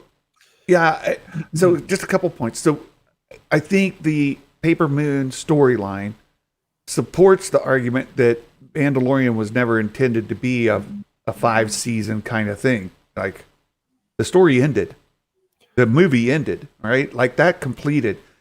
They put the ending in the wrong place. Yeah, I had the ending to it first, strangely, and the ending was supposed to be the restoration of Mandalore. What we're getting in season 3 is supposed to be like the real ending to the whole thing.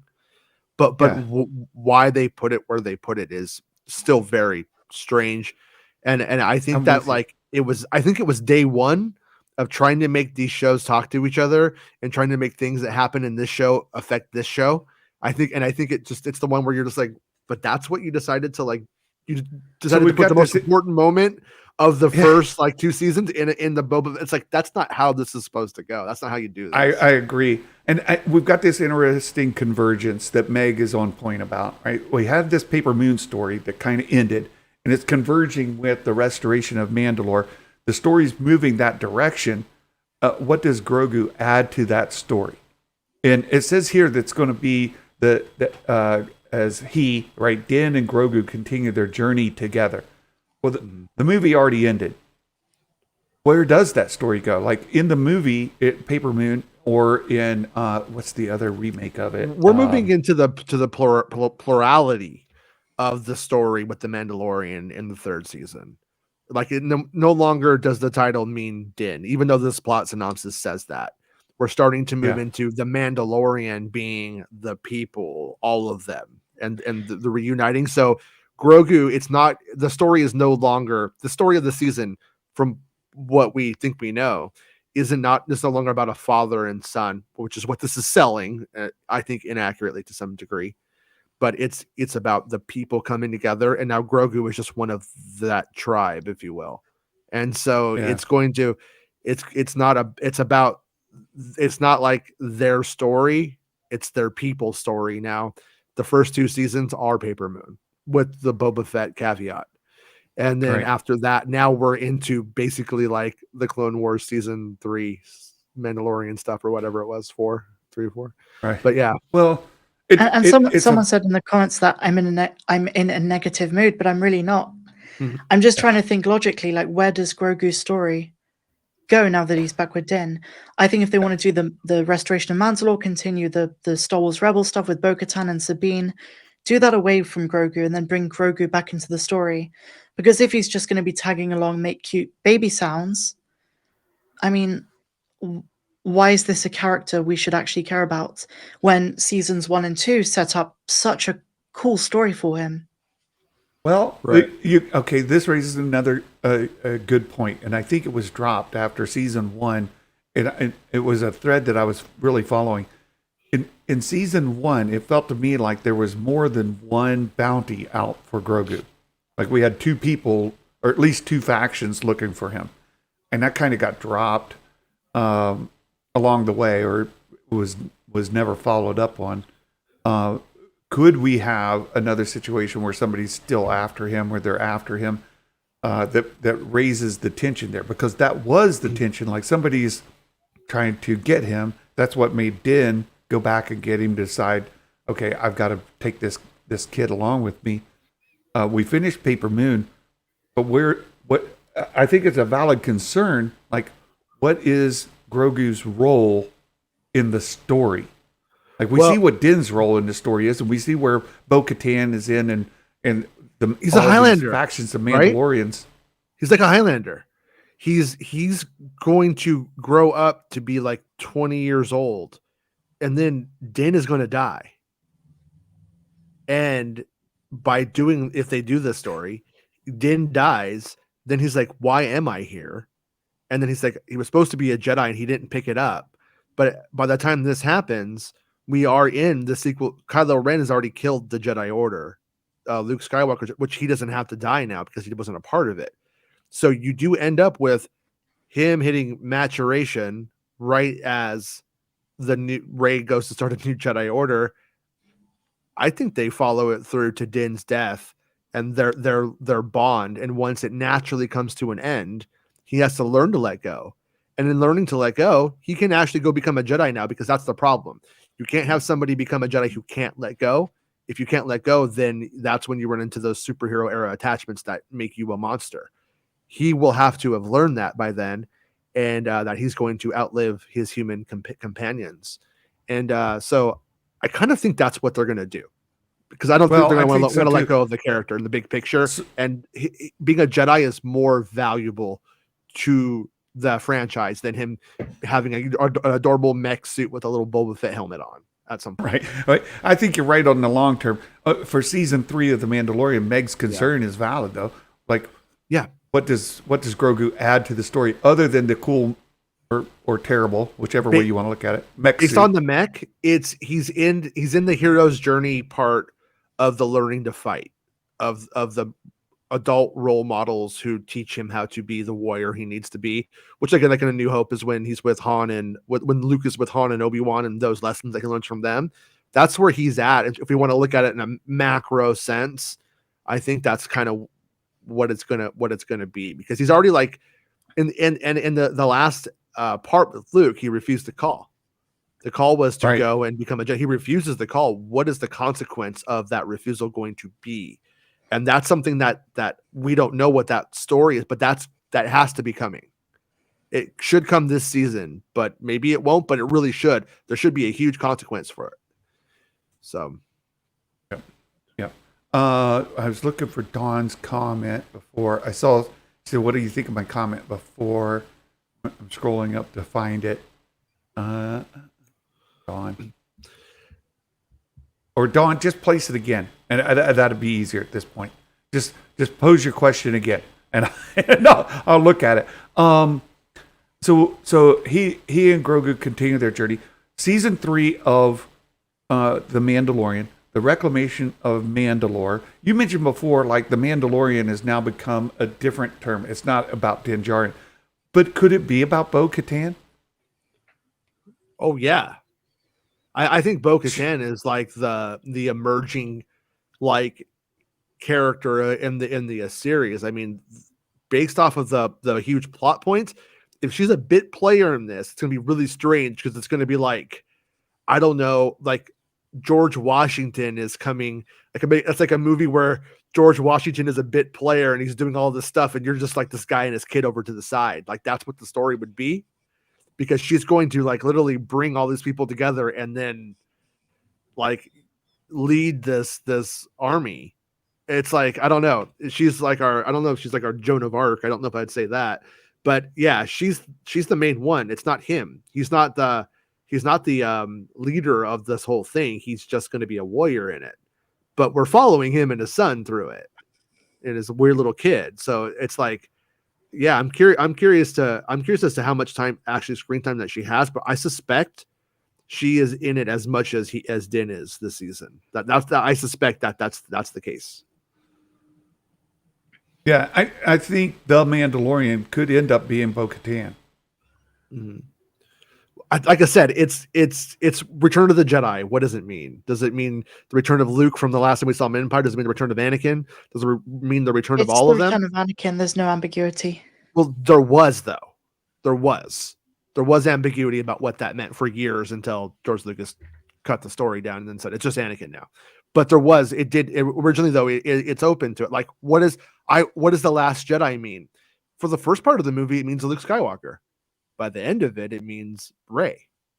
It's like that's the same. That's the good thing about these titles. Sometimes they're good. I think it's clearly Anakin, but that's me. I don't want to go down the rabbit hole too far. Yeah. But let's see. Well, we can though, because Revenge of the Jedi. How would that make sense? Okay. Anyways. So we get here. What I was going to say about Bo, again, the spoiler is that by the end of the show, she gets brand new armor. It's mythosaur armor, and presumably will be the ruler of Mandalore. Theirs. Just letting you know that. Those liars. Right, this is Jason Ward. Jason Ward, our good friend here, making StarWars.net, and so does Giancarlo Esposito. He gets his black Mando helmet and his all this stuff too. Is he one? Is he one, or is he a cultural appropriator? Good question. Right? What do you think? I mean, I could see him just like stealing their best stuff and making it his and keeping it for himself, and stuff like that. And maybe he decides, if I'm going to fight them, I'm going to have to. Shouldn't the Mandalorians take it as a compliment? Mm-mm. No. One time, whenever I go into I start rapping and stuff, they say, "Hey, man, you can't do that." So, you think Boba will help save Mandalore? Well, apparently there's a shot of him in it. I don't know. Is there though? I don't know. It's going. I've heard confirmation and debunking. I don't know what to think of it. Yeah, I'm not saying he's not in it. I'm not convinced he is though. Now, you know who is in Mandalorian season? Snoke. Snoke. You think Snoke's going to be in it? You're all going to laugh at me. No. You're all laughing at me, and then when the show drops, you're not going to be laughing. I did a scoop about the Praetorian Guards being in it, so I'm like, why wouldn't he If I had to place £1,000 or dollars on one character appearing in season 3, I'd put it on Snoke. Betting on I think Snoke. Always bet on Snoke. could be you might be spot on, Meg. Dawn, she graciously put her question back in. Says, "What do you think they're? But do you think they're going to pop in Boba and Mando with the Mythosaur and Grogu? Grogu helps ride the animal in the win for Mandalore plot. So is Grogu going to help tame the Mythosaur, and that's how they defeat it? And then Bo skins it to take its Based hide. on what Jason said about Grogu taking on some kind of creature. Well, the Mandos are. What I know is the Mandos are going to fight the Mythosaur, and Grogu is going to be in a mech, but I'm not 1,000% sure that Grogu's fighting the Mythosaur in the mech, but I know that Grogu fights with the mech on Mandalore, like on the mountain and in the mines or whatever. Like he's in that stuff for like the big end battle. So yeah, but it does seem like, based off of how it goes, I think my guess, this is just a guess though, this is speculation, is everyone's going to end up fighting this thing and getting their ass kicked, and at the end it's going to be Bo-Katan who, tames the beast, stabs it in the eyeball, and whatever that happens to be, and she's the one who grabs it by the horns, so to speak. RF Gaming. But will she? Can I address RF Gaming's question? Yeah, I like this question. Go ahead. Do you know what episode Snoke appears in? So this is my prediction.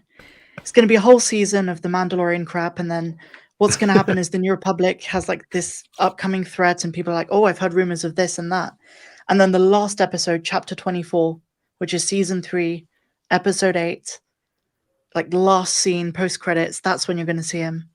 So if you want to get your predictions ready and you want to beat Santa, Chapter 24. Excellent, Meg. Big battle. Let's move on to the next show. The next show for 2023. This Young Jedi Adventures. Now, this is officially the synopsis is it's a Star Wars series created for preschoolers. And have you? Oh shoot! There's a new term for adults that collect toys. They're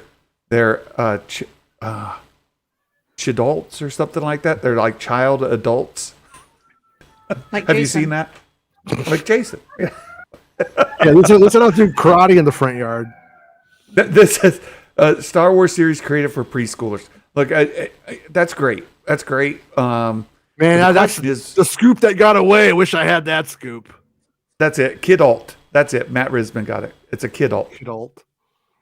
It's a new term that has made its way into the lexicon. Kidults, not man babies, but kidults. These are adults that collect toys for nostalgia or whatever reason. So, Santa, you gave me flack because I have toys. Yeah. And Yeah, so what if some of you're them are talking- double-ended and have a button on them? Of course, you're talking about those Funko Pops, right? That's what you're. Of course. Of course, yeah. Something. A show created for preschoolers. I think this is great for the future of Star Wars. Adults these kidults who collect toys, who want to then. I feel bring the their dark kids side into it. raging in me every time you say kidults. Yeah. I just want to beat the shit out of a kidult right now. Sorry. Well, I'll say on. this: I've done a lot of visits with kids, and I like see them wearing a Star Wars shirt, or they'll say they want Star Wars stuff, and I'll say, "What's your favorite movie?" And they say, "Well, I've never watched it. I've only played the video games." Yeah. So, that Meg, happens. Did you hear me pick on you yesterday, Meg, like in a nice way about Fallen Order, or did you come right after? I don't remember. What did you say? So we were on this show a couple of weeks ago, and you were talking about how you think Cal Kestis, you're like, I think he's the future. Him and Grogu are the future of Star Wars. And the one thing I wanted to say was Fallen Order has had over 30 million players in it. $30 million. So for Cal Kestis to actually go to a Disney Plus show would be a step down for him. And in actuality, right now is Cal Kestis' time. This is that next game. It's going to be huge. The last game was huge. Are you Next one is saying more probably people play the games than watch Mando? surprisingly, yes. And That that's just blew crazy. my mind. But it's true. It's true. So Yeah. in terms of exposure, Cal Kestis has more people have gone through Cal's, at least introduction of Cal, than they have most Star Wars characters, especially animated. Anywhere else, the films probably not. The films probably went, but yeah, I have a question for you. it's And huge. Do you think Cal is going to date the High Republic guy? Yes, they're gonna have a little Force babies. Gonna adopt, of course, clone maybe. They're going to knock boots. You answered my question perfectly. No, but yeah, you know what? My only critique of it is my son's playing through the original Fallen Order, and I'm just watching him while he plays to get reacquainted with the story on it. And he kind of meets that guy on Dathomir, that crazy Force user weirdo guy, and I'm like, we're kind of doing that same story again. Just now, this guy's from the High Republic era. It's almost. I feel like it's. I hope they. But this one gets to date Cal Kestis. That's true, and he has great hair. I mean, that hair. He does. Ooh, that's all Cal was thinking looking in that tank is, I'd like to pull on that. Mon Mothma's like, fucking Perrin, you better watch out, because this guy's man bun is hot. Visions season 2. Santa quickly moving subject. Yeah, I'm trying. What a pro. So this says release date 2023 to be announced. It's just I want to try keep from triggering people just to have fun. So Visions season 2, they're talking about getting creative teams from Chile, France, Japan, India, Ireland, Spain, South Africa, South Korea, and the UK and US. So I got 1, 2, 3, 4, 5, 6, 7, 8, 9, 10 countries. 10 episodes. 10 countries. Are those 10 episodes, or are we talking more? Like it's at least 10. 24. That we could reduce. That's at least 10 episodes, at least. But who knows what the length of those episodes are? Like the one in Ireland might be like, oh, here's a Star Wars leprechaun, let's laugh at it, and then that's just it. I just hope for Santa's sake there's a TOB1 episode. Mm-hmm.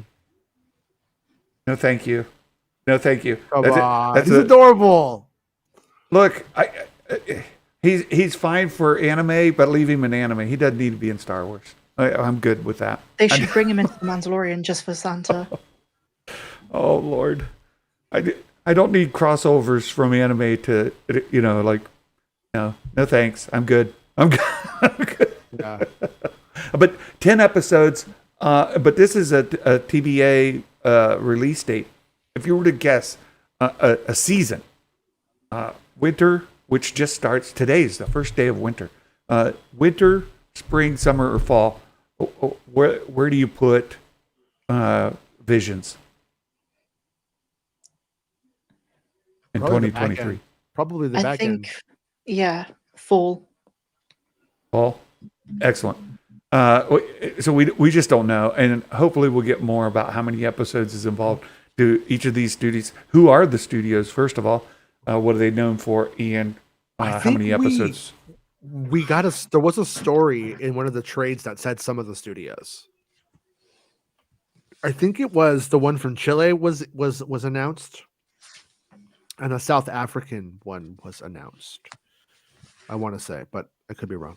It's been a while. I was not familiar. I wasn't familiar with any of the stuff, so it was like, oh, interesting. But so the information's out there. It's out there. Okay, Ahsoka.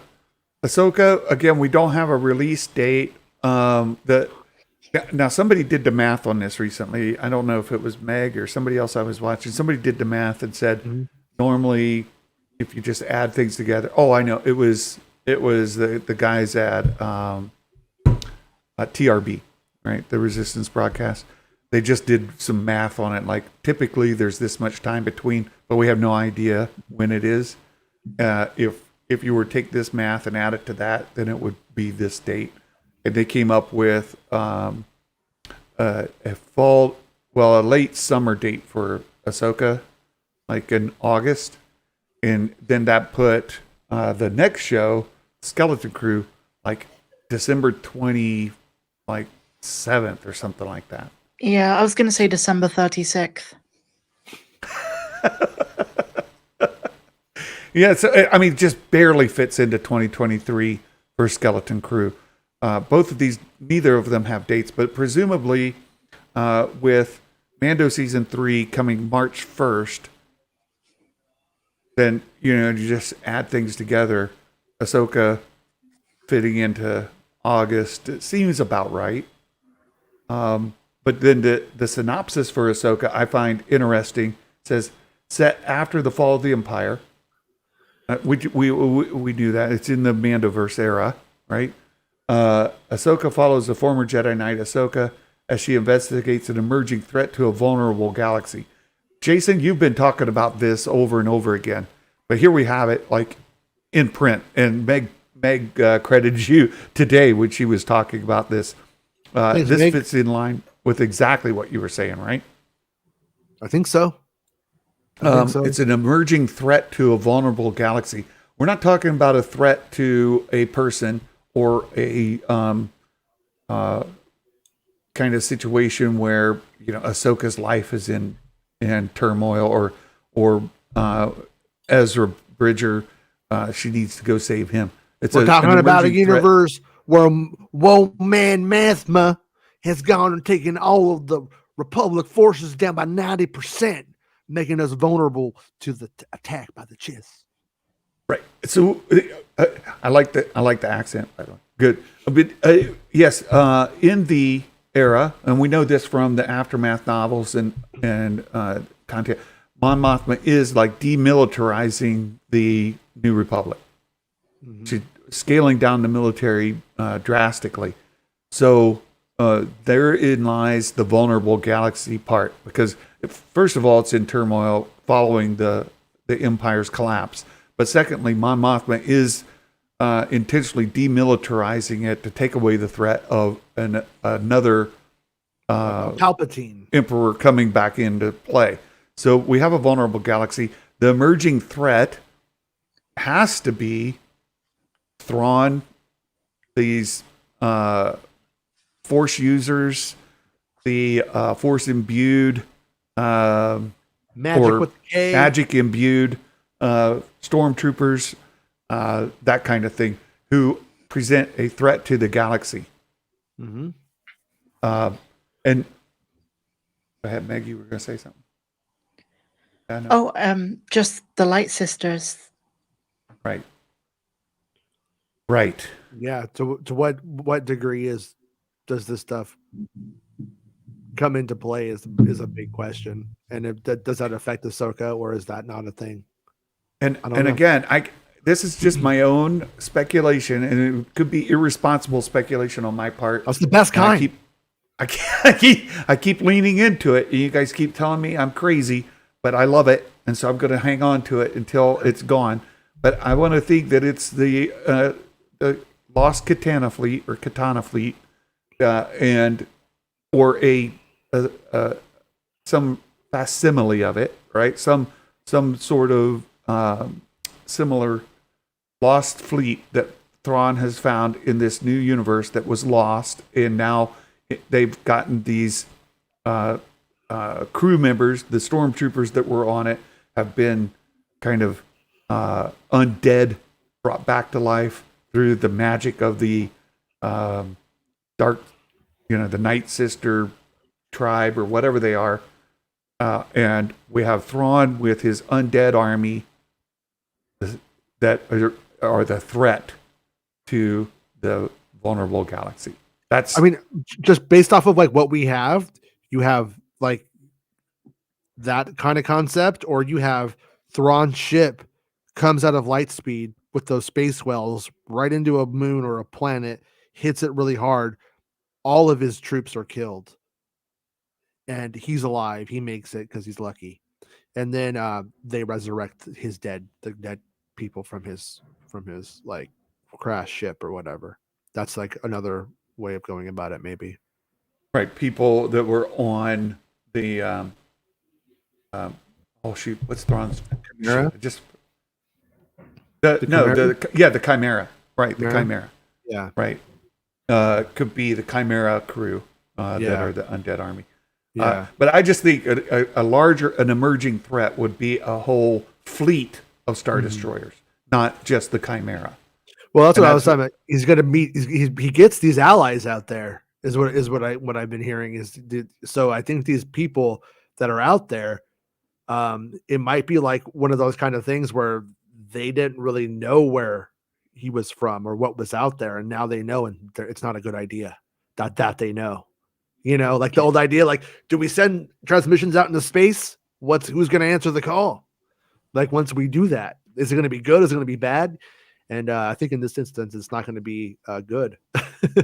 Guys, I've got a dash.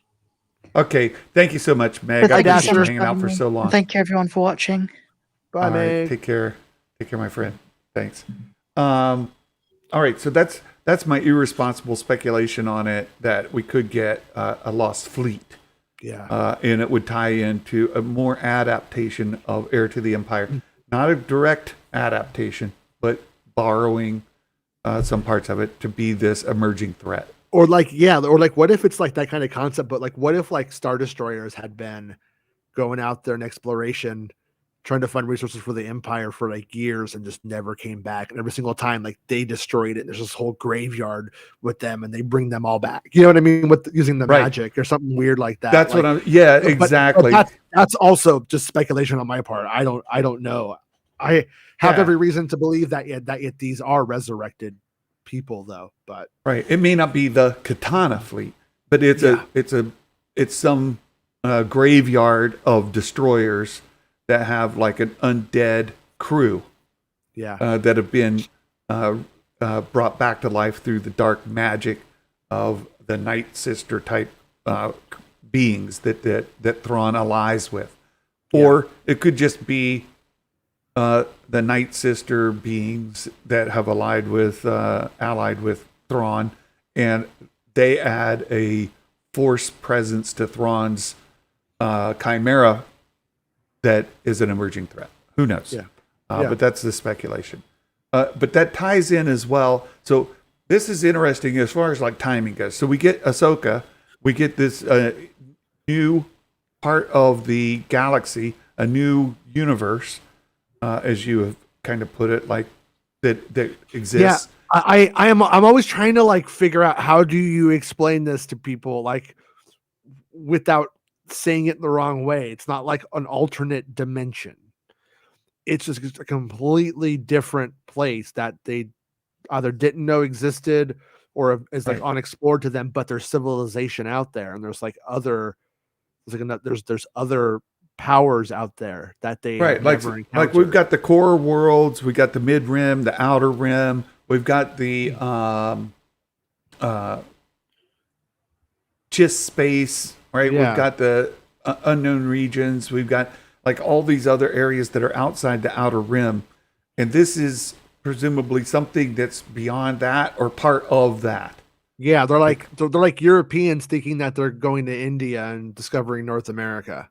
Like it's completely a different place with a whole different civilization out there with different cultures and religions and everything. And so it could be like Chiss space, but a different one.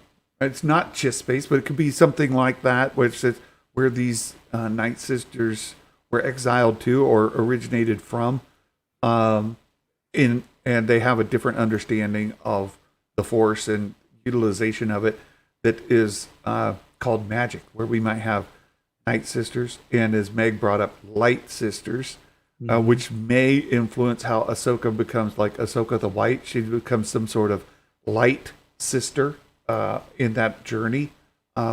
It's interesting to see where this series is going to go with all of that. Yeah. And I'm excited for it and to see where it goes.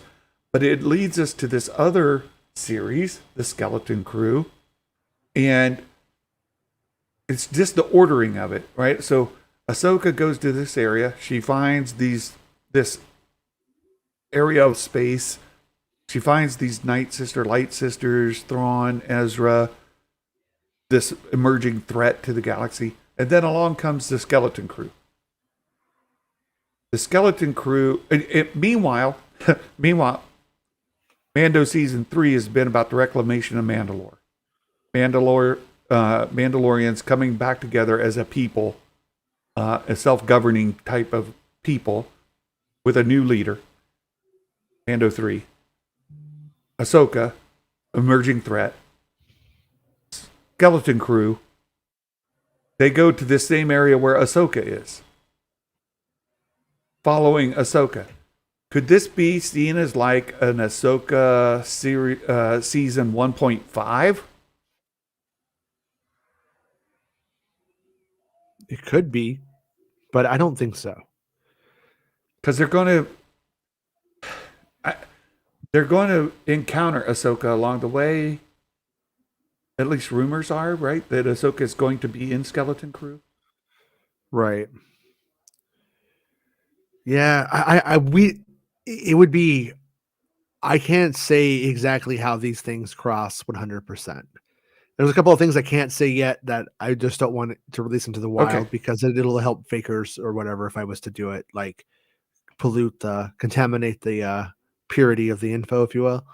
But it's like it does seem like the consequences of these two shows are completely intertwined, and it's like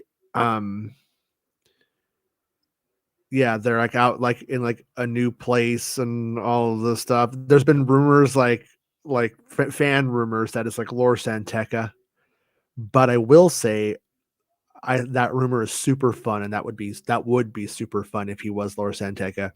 But what I think goes against it is when they were casting for the role, they were casting for one season, which implied that character dies.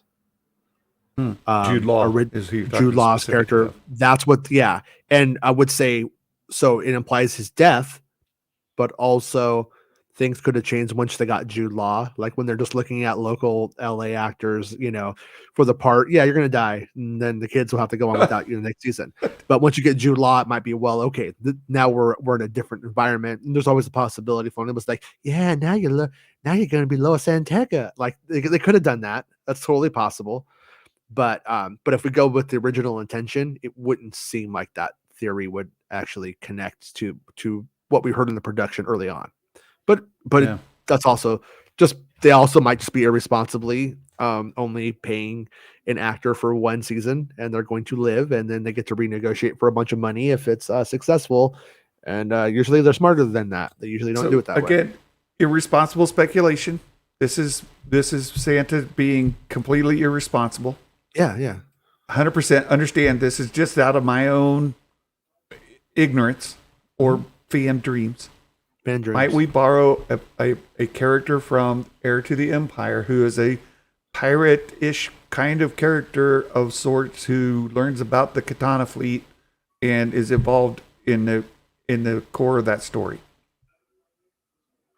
Wait, you're saying for Jude Law's character or just the character in general? Jude Law's character. Oh, I don't. I heard he's like an academic, so that's closer to Lore Santeca than Talon Card, right? Come on. Okay, I'm saying you're ruining my fun. Yeah, yeah, I know. I'm a huge bummer. I'm sorry. I'm being irresponsible. I'm saying Talon Card. Yeah, that Jude Law is Talon Card. Come on now. Yeah, work with me. Give him the mullet. No, this guy's wearing like fancy. He's wearing a little like shawl, like a little scarf. Dang it! But that's okay. That's okay. I'm just having fun. So it says here it's in the New Republic era. We know it's going to overlap with Ahsoka. We know that it's in the same sort of space region as Ahsoka. The storylines may join up very nicely. There may be a time gap in between. And one thing to like always remember too, just in terms of like production, is like these stories that are taking place together, they can have characters that are in both. Like Fennec Shan could be in this show. She's probably not, but she could be. And but if you were to go and film this, say in the UK, now you're having to take an actor from the US, and now you're having to send them over to the UK and house them. that cuts into the budget of the shows quite a bit.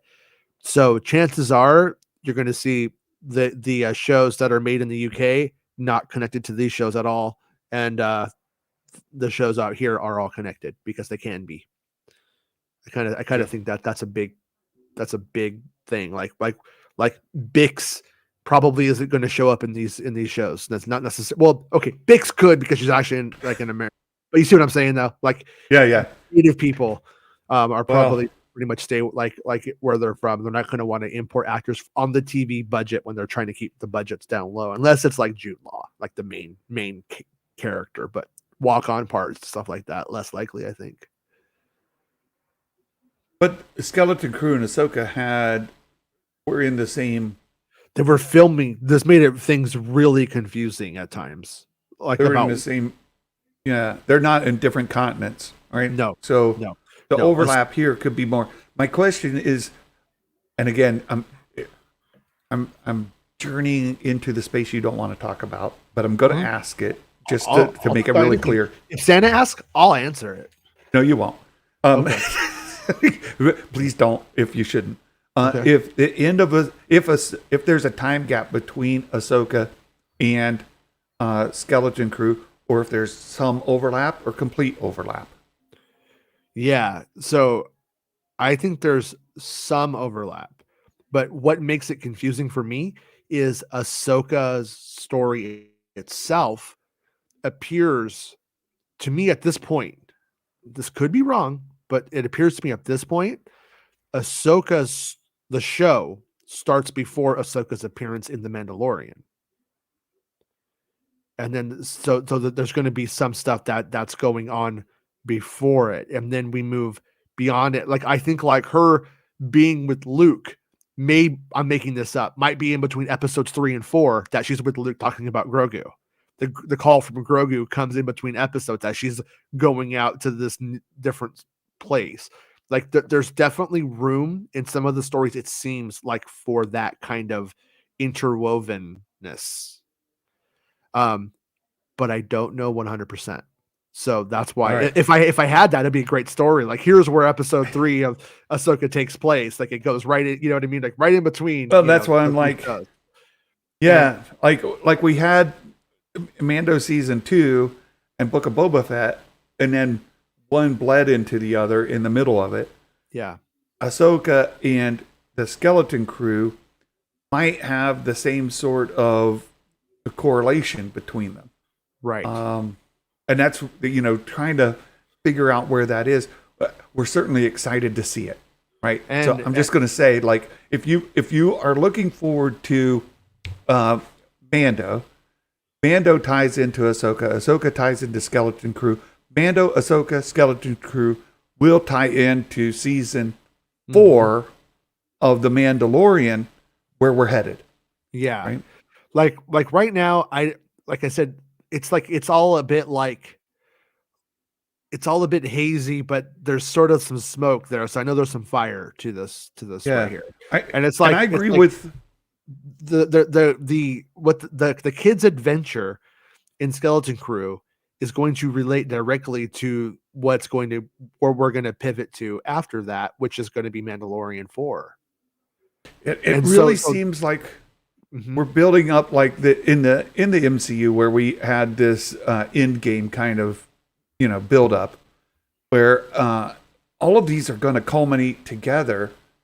And a lot of people have been saying, well, that should be the movie event, like Mandalorian, the reclamation of Mandalorian, all these Mandalorians. We got the growing threat that's coming to the galaxy. We've got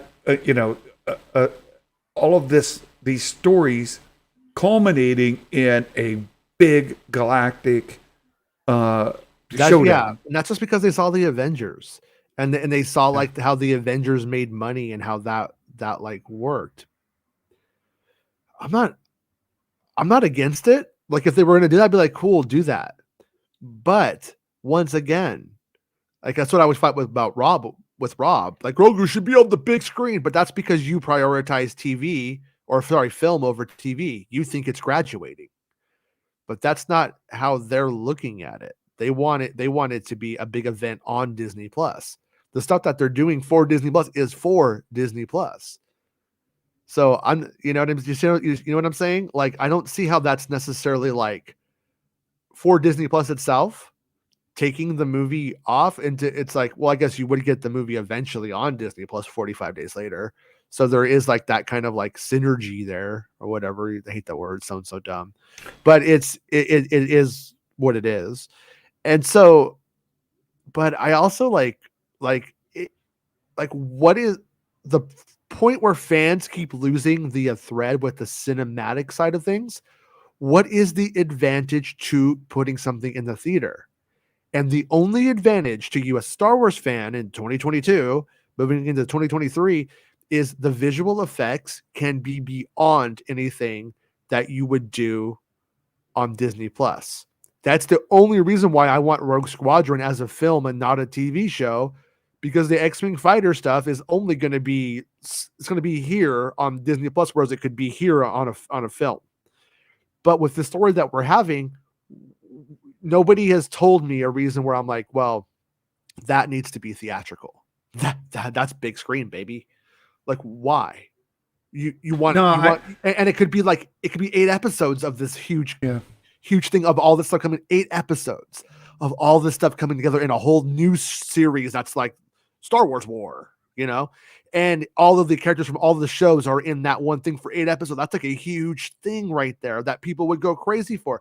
But or you could have it in 2 hours in the theater, and where everyone's like, hey, remember me? I'm Iron Man. Well, hey, it's Captain America. And like you raise a good point, because people say, okay, Mando season 1 had a big reveal, like Grogu, and led us into season 2, especially with the reveal of like the Darksaber and all that stuff, right? Season 2 drops with the big Luke Skywalker finale with a post-credit scene of Book of Boba Fett, or Boba Fett, right? Like Boba and Fennec going into Jabba's palace. Super exciting ending of Mando season 2. Yeah. How do you top that with Mando season 3? Well, you'd have this reclamation of Mandalore. You've got armies, big fighting, big expansive armies and what if episode what if 3 of Mandalorian, and what if at the end we see the kids from Skeleton Crew and the teacher pull up like we found something and we need your help, and then you're like, what? Oh my god, they're gonna know about the guys out there and they're gonna go fight those guys. Perhaps, but so if 3 is Mando picking up this big thing, Mando season 4, how do you get bigger than that? We have this galactic threat, right? This big war that's coming, right? Yeah, you have those guys fight the other thing, right? So Saturday each season gets each upping the other, and you can add some surprises along the way. Like you said, maybe it's a Skeleton Crew tie-in, maybe it's an Ahsoka tie-in, maybe it's a Han Solo tie-in, maybe it's a Kira or a Kira. Shoot, what's her name? The other bounty hunter, archaeologist type lady. Why can I remember her name right now? Afra, Dr. Afra, right? Maybe you get a Dr. Afra, like anything, right? You could tie in anything you want. We'll see. And if you want to make Santa happy, you tie in more elements from the Heir to the Empire. Salty Texas Ranger, thank you, my friend. I appreciate it. Merry Christmas to you.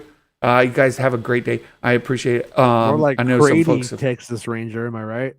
Oh my goodness. So there's lots of things that could happen. We'll have to see. And just caution, like anytime you're speculating irresponsibly, like Santa today, right? I get hyped up on it. I get super excited about it. Tamper that down. Understand where you're stepping into irresponsible time and say, oh, probably not going to happen. Be kind of cool if it did, though. There you go. All right. Patreon questions. Oh. So just so folks know, we have a little thing here. If you want to be able to get your question answered on the live stream, you can join us on Patreon for as little as just $1 a month. $1.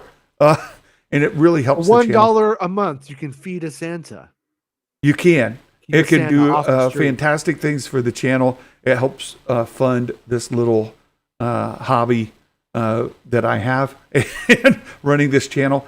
And we will answer your questions on a live stream. So I did get a Patreon question just the other day, and I wanted to bring it up here. It's from our friend Astromech Jeremy, and it ties into this 2023 schedules we talked about. Did Bad Batch Season 2 dates jump around so much because the goal was to dovetail it with Mando Season 3? Could this have to do with Disney Plus introducing Omega to an audience that primarily watches Mando, but not Star Wars animation, because she might possibly appear near the end of Mando Season 3? Thank you for the question, Astromech Jeremy. I appreciate it. And I don't know that Bad Batch Season 2 is going to jump into any kind of time frame that would dovetail into the Mandoverse, right? But might we see Omega show up in Mando Season 3, Ahsoka, the Skeleton Crew, Mando Season 4? Might we see Omega in live action? I think, yeah, absolutely, you might. What about a I don't think they could even throw that out on the table until they start to deal with the Boba Fett thing, and if that's that's what I was going to say. What about a Boba Fett Season 2? And would she even feel? I don't think that's going to happen either. Personally, I don't think that's coming. I hope I'm wrong, but I don't think I would. I wasn't a fan of it in the big picture, and I always see another attempt at it as a possibility for change. So I'm for a Boba Fett Season 2, where maybe it rights the wrongs of the first season or sees the full potential of the show. So I would be for it, but until they decide and we have some indication of what her importance is, just because she's like a clone of Jango, he didn't leave the armor to her. Does she feel any cultural connection? I mean, she probably sees herself more as a Kaminoan than she does a Mandalorian. And so at what, you know what I mean? At what point is she like the guy in the office who's wearing the kilt to work and he's like an American from New Jersey who's not, you know what I'm saying? Like at what point does it not make sense, or does it make sense? And do her and Boba connect? And does, and like stuff like that? Because if they don't take it there, then I don't see how they could. And if they haven't decided yet, or if they haven't written that far into exactly how the stuff's going to go, like obviously they have the idea, it's on the table. They presented it. Yeah. But they haven't picked it up in Season 2 that we've heard about at all. And I'm pretty sure that would have leaked from all the people who've seen it now. It would have leaked, and it hasn't. Well, putting Finnick in the Bad Batch is an obvious tip of the hat that there's the potential to put Omega in live action Mandoverse. Because Finnick is already in the Mandoverse, right? But don't you think like Ahsoka, for instance, who have we really seen? We've seen Ahsoka and like Cad Bane jump from cartoon to live action. But kind of like they feel like more like the exceptions than the rule. And with the amount that Filoni has worked on that show, like I was thinking about this earlier when Meg was talking about Filoni's creations and like Omega, like, does he feel that ownership over that character?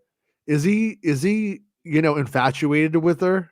Or did they just go, oh yeah, let's give him a little girl, that'd be funny, and then he walked out of the room? Like, you know what I'm saying? Like we don't really like know, and I don't have a clear sense on what that is like and if he doesn't feel that kind of connection, then I don't think that like she's going to get favorites and dibs on jumping over. And also too, I think that the popularity of the show is going to affect that. And the show is not very popular. And so it's like, but if they had a good nest egg and something to grow, I think they would do it. Wow, but you've really set up the potential. You have Alpha and Omega, Boba and Omega, right? Yeah. Quite literally Omega. Boba being the Alpha, Omega, the beginning and the end. Ain't no beta male, They're in some sense twins, in other sense like their brother sister, right? Yeah. And we've got the tie-in with Fennec.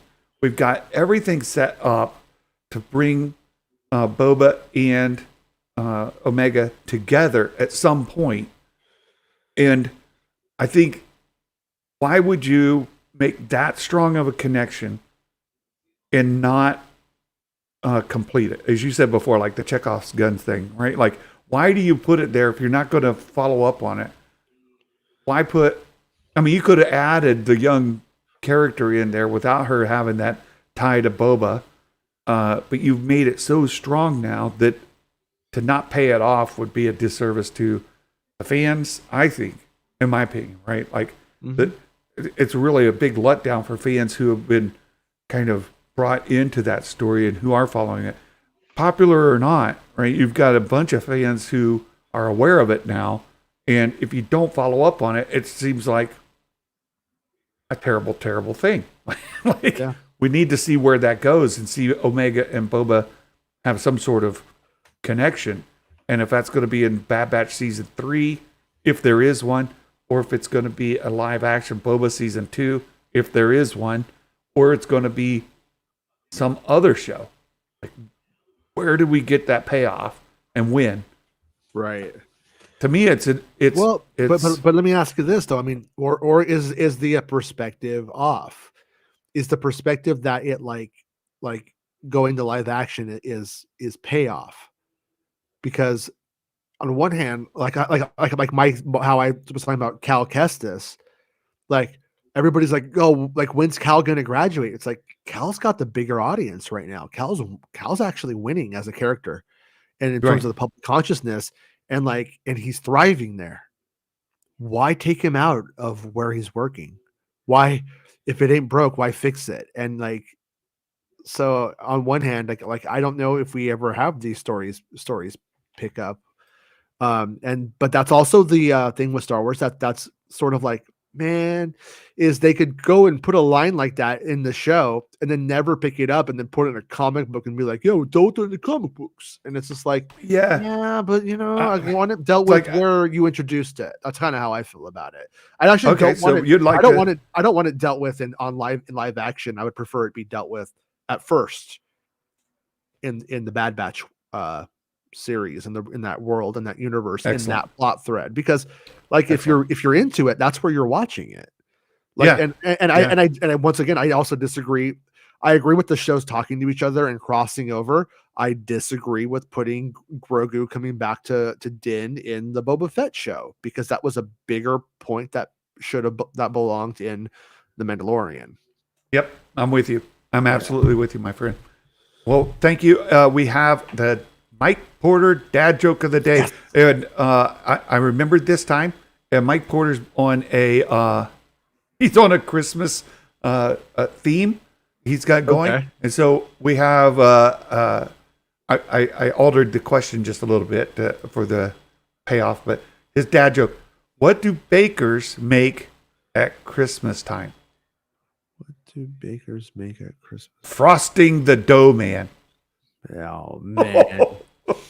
Mike Porter. Frosting the dough man. I love it, Mike. That sounds like some weird kink stuff, Mike. I can't lie. It's strange. Planet Fitness. Hey, it was good. It's a nice pun, right? There's a pun there, and he put it into a joke. Good job. Very funny. Very funny. Yeah. Did you hear the rumor where the Night Sisters be used to connect Palpatine cloning? That's fan speculation, I think. Planet Fitness, and it could be used, but I don't know that that's an actual rumor or leak of any kind. Yeah, I mean, like speculating. You have this new beyond, this new area that no one's ever been, and we have magic coming back from it. Maybe Snoke is the leader of those guys. And maybe he goes to find Palpatine, and Palpatine kills him and then starts cloning him, using him as an avatar. So we did see in the end of Bad Batch Season 1, Mount Tantus. Mount Tantus from the Heir to the Empire is where the cloning facilities were in the Zahn novels. So again, tying in people who have not read those those books, Palpatine had a cloning facility in Mount Tantus that he created this big army out of. Han and Leia end up going there to find it, and there's a big adventure. Go read the books. They're great. But we've seen Mount Tantus now, and we also saw them bring cloners to Mount Tantus in Bad Batch Season 1. So there's every reasonable speculation to say that we have a cloning facility of sorts there. We don't know how well it's going to tie into the Heir to the Empire, the way that it was in the whole deal with, what's his name? The cloned bad guy in that, in Heir to the Empire. Sabaoth, right? We don't know that Sabaoth will be in it, or a Sabaoth type will be in it, but I do think it is very reasonable to say that that's going to be a cloning facility. What's going to be in there? And will it have a Snoke? Will Snoke make an appearance in Bad Batch through is Snoke the Sabaoth? Right. Is he the Sabaoth? Yeah, it could be. Planet Fitness asked Mike, do you have a spreadsheet of dad jokes? And the one thing I will say about Mike is he never spreadsheet. That's what I appreciate about him. He never spreadsheet at all. I'll say this. There is a Twitter page of Mike Porter dad jokes, and it's the Mike Porter Twitter page. You can find it in the description here. Please go subscribe, follow Mike Porter on Twitter, and you can see all the Mike Porter dad jokes in Mike Porter's Twitter feed. So there, yeah, he does, and he does like little shows of them and talks about stuff. I appreciate it. He keeps doing it when I'm picking up my kids, and I keep missing him. But look, Mike Porter is literally the best. He is the best in this whole community. He is the thread that ties us all together. He's fantastic. But is Snoke the canon Seabath, whatever? Yeah. I mean, it kind of would make sense. It would kind of make sense too, in a certain ways. He is that to Kylo Ren. Yeah, like their relationship, Kylo Ren and Snoke, the person that he thinks he is. So you want to trigger? You want to trigger Star Wars fans? Here we go. They're writing Snoke to be Sabaoth. He's going to be in Bad Batch Season 2. Snoke's going to be in the Mandoverse. Snoke is going to be used in the Filoniverse. And the sequels are going to be reinforced through the storytelling through Snoke. Wait, reinforced? Rian Johnson forced? Reinforced? Yes, that's happening. Look, let's just come to terms with it and we're trying to accept that this is happening. Heir to the Empire, the adaptations in there are not one-to-one. And Jason, you kind of turned on the light bulb in my head that said, oh yeah, that's what's happening. I get it. Heir to the Empire is being adapted in little pieces, right? We saw Mount Tantus. There's no question where that came from. Thrawn was adapted, right? We've seen that already. Methodologically, though, is it George Lucas borrowed from Heir to the Empire in the prequel? So I mean, it's being adapted, and this is how. Go ahead. No, what I was going to say was, like, methodologically speaking, are they adapting Heir to the Empire, or are they adapting Heir to the Empire to what they're doing? And that's kind of, I think, a big difference. And I think you could sell it one way, but I think that's what it is. Yeah, I agree with you. I think they're doing something, and whenever they can pull from Heir to the Empire and throw it in, and like throw a bone to people who love it or loved it or miss it, then they're like, then they like do it. Because, you know, if you have like, the Emperor's storage house, well, we could just make it a giant bunker like that thing on Return of the Jedi, but it's above ground, but it's like that, and it looks like a hangar. Oh yeah, whatever, that's okay. Or we can make it Mount Tantus. I'm like, oh yeah, that's fun. We'll just do that. And so, and so I wouldn't be surprised. I mean, like, even what we're looking at in that trailer, or what we even got in Fallen Order, is Sabaoth. He goes and he meets a guy, thinks it's a Jedi Master, or like the new guy who's going to take him to the next level, kind of thing. And it's a maniac. And then it looks like it's happening again. He goes and he probably hits the button, takes the guy to the tube, out of the tank and opens up this Jedi Master who's not going to be his Jedi buddy. He's going to be his adversary. And so we already have that happening twice in that game series. So at what point, though, do you actually bring Sabayoth in and then, now it's fresh and good? If you're a Star Wars fan who's been dealing with this is like, in some ways, the third iteration of it. We had it with Snoke, and now we had it twice now in the Fallen Order franchise. And it's Snoke. It's Snoke. So it's Snoke. Are you snoking me right now? I'm not. I'm just cutting to the chase, right? Like snoking around. Sabayoth is Snoke. Like in canon, you want to take heir to the Empire. You're looking for Sabayoth. It's Snoke. Yeah. There it is. There's your answer. That character was created to be Obi-Wan Kenobi. Lucas said, you got to change it. You can't make it Obi-Wan, I guess. I think this is how the story goes. So then he just makes it some other old Jedi who was cloned because they gave him some abs on the book cover, make him ripped. And so at the end of the day, like you could look at like, what was that character though? In essence, he's just the evil Obi-Wan. Do you actually, like some people are like, middle Obi-Wan evil badass? But my hunch is like, not really. I don't really want it. I don't really need to see evil Alec Guinness, so to speak. So, like, if they take it, they were to take the concept, move it to the Snoke thing. I think that's actually like maybe the better option of the two characters to pull from for that. That's what it is. I'm just cutting to the chase because everybody keeps saying, "Oh, is that going to be Sabayoth? We're going to get Sabayoth in the Filoniverse. We're going to get Sabayoth in Fallen Order. We're going to get Sabayoth." No, you have Sabayoth. It's Snoke. Mm-hmm. That's what you're getting. That's what it is. So look for Snoke to be in Bad Batch season 2. Look for Snoke to appear. I agree with Meg. At some point in the Mandalorian 3 or 4, look for Snoke to make an appearance, maybe in Ahsoka. Look for Snoke to be the thread that ties through there. And I would also expect to see some other sequel characters referenced here or there. Right? We may get, as you mentioned, like a Santeca. We may get a Santeca show up. We've had a Santeca, not Lord Santeca. We had a Santeca in the High Republic. We have Santeca in the sequels. Look for a Santeca to show up somewhere. Look for maybe a very young Kylo Ren, or for the world between worlds when Ahsoka's looking at different possible outcomes and whatnot. Look for perhaps a Snoke to be in there, or a Rey to be in there, or a Kylo to be in there, or something like that to show up in those visions she has. She may see, again, brace yourselves, my friends, brace yourselves. She may see Luke on an island as a hermit.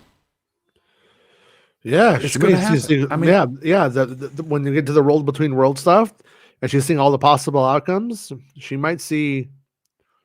Yeah, I mean, there's who knows, and what I found is probably just a coincidence that could be leaned into, but when she's like meeting Luke and stuff, like Ahsoka Tano seems so at peace with everything.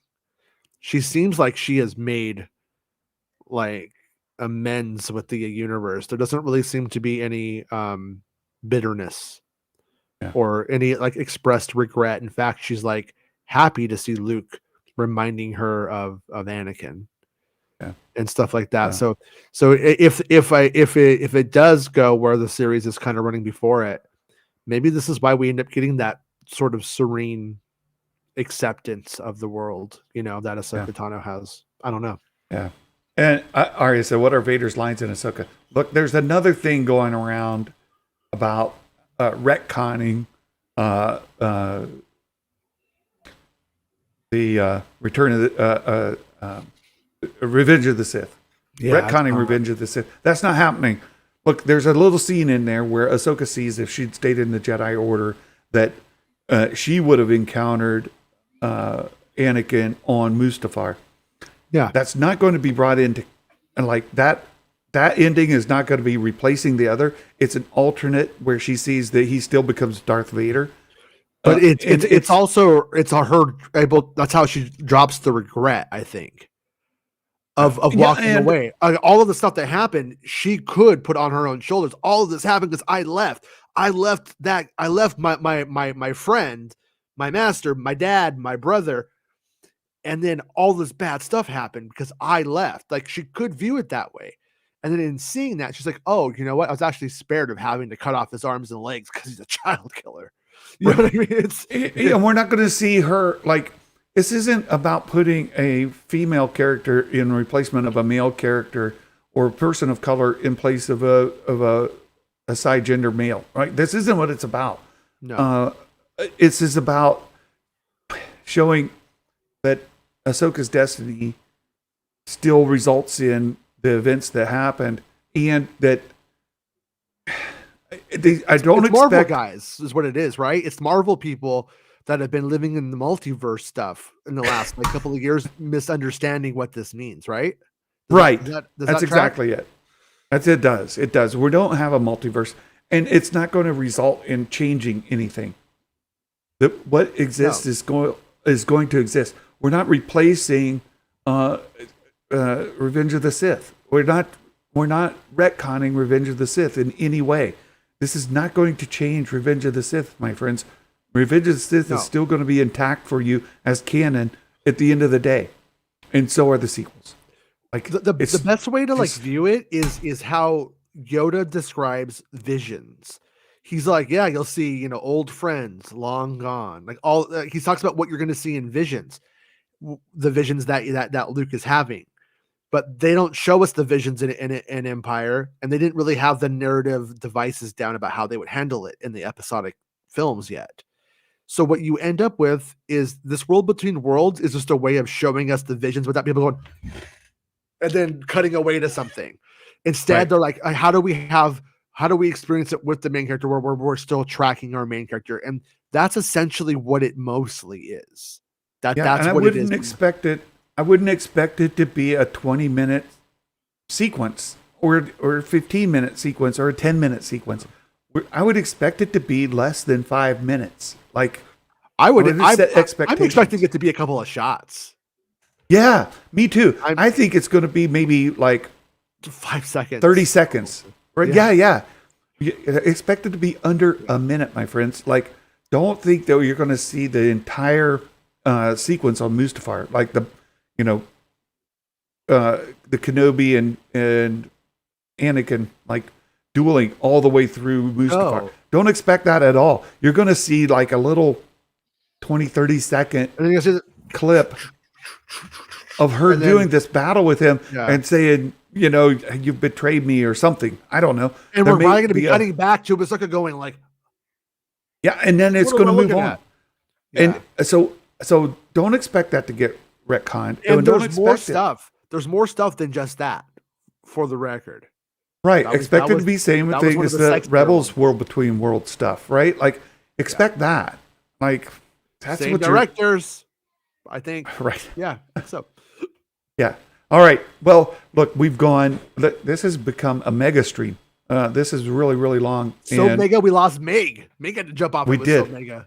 And we've lost about half the audience. So, hey, I appreciate all of you guys hanging in with us for this really long stream. I've had a lot of fun hanging out with my friends here. All of you in the chat, Jason and Megan, absolutely great time. And doing Star Wars dance, they gotta pee. We've got more Santa appearances coming this afternoon. Thank you, Mike Porter. Thank you, Dale, for Coachella. Seth, Nico, everybody who's been here, Jedi Mike, all the way through. Appreciate it. And you guys are the best. Dawn Basham, so many friends. I appreciate you all being here. And I appreciate you hanging with us. Jason, I got to talk to you sometime about making these into podcasts. Okay. Somebody suggested posting these in podcast format so people can listen. So I'll catch you on that. But I'll let you go. I'll send you the information right after the show. All right. I appreciate you being here. We'll catch you later over on makingstarwars.net. 1 p.m. Pacific Standard Time, about an hour and a half. You guys, you and Rob just hanging out and being dumb again? Is that what the plan like is? Always, like every day? Yes. No, I hope so. That's what I love. So you guys, please go. You should have makingstarwars.net bookmarked. You should have Bespin Bulletin bookmarked, and you should be subbed to Making Star Wars show on YouTube. Please. And you should be following this guy over on Patreon. And you should be following his Discord. You guys, we appreciate you all being here. And we will catch you later. What time, Jason? Once 1 again? p.m. Pacific Standard Time. Adjust for your own time zone. So there you go. Thank you, my friend. We'll catch you later. Bye. And for all of you, thank you for being here. And we're going to play the outro. And I appreciate you all being here. And until next time, my friends, ho, ho, ho! Merry Christmas! And may the Force be with you always. Bye-bye.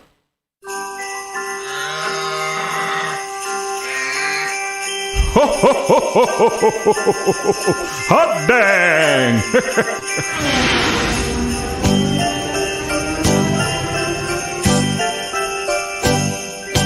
Talking through the news from a galaxy far away. Toys and book reviews, positivity all the way.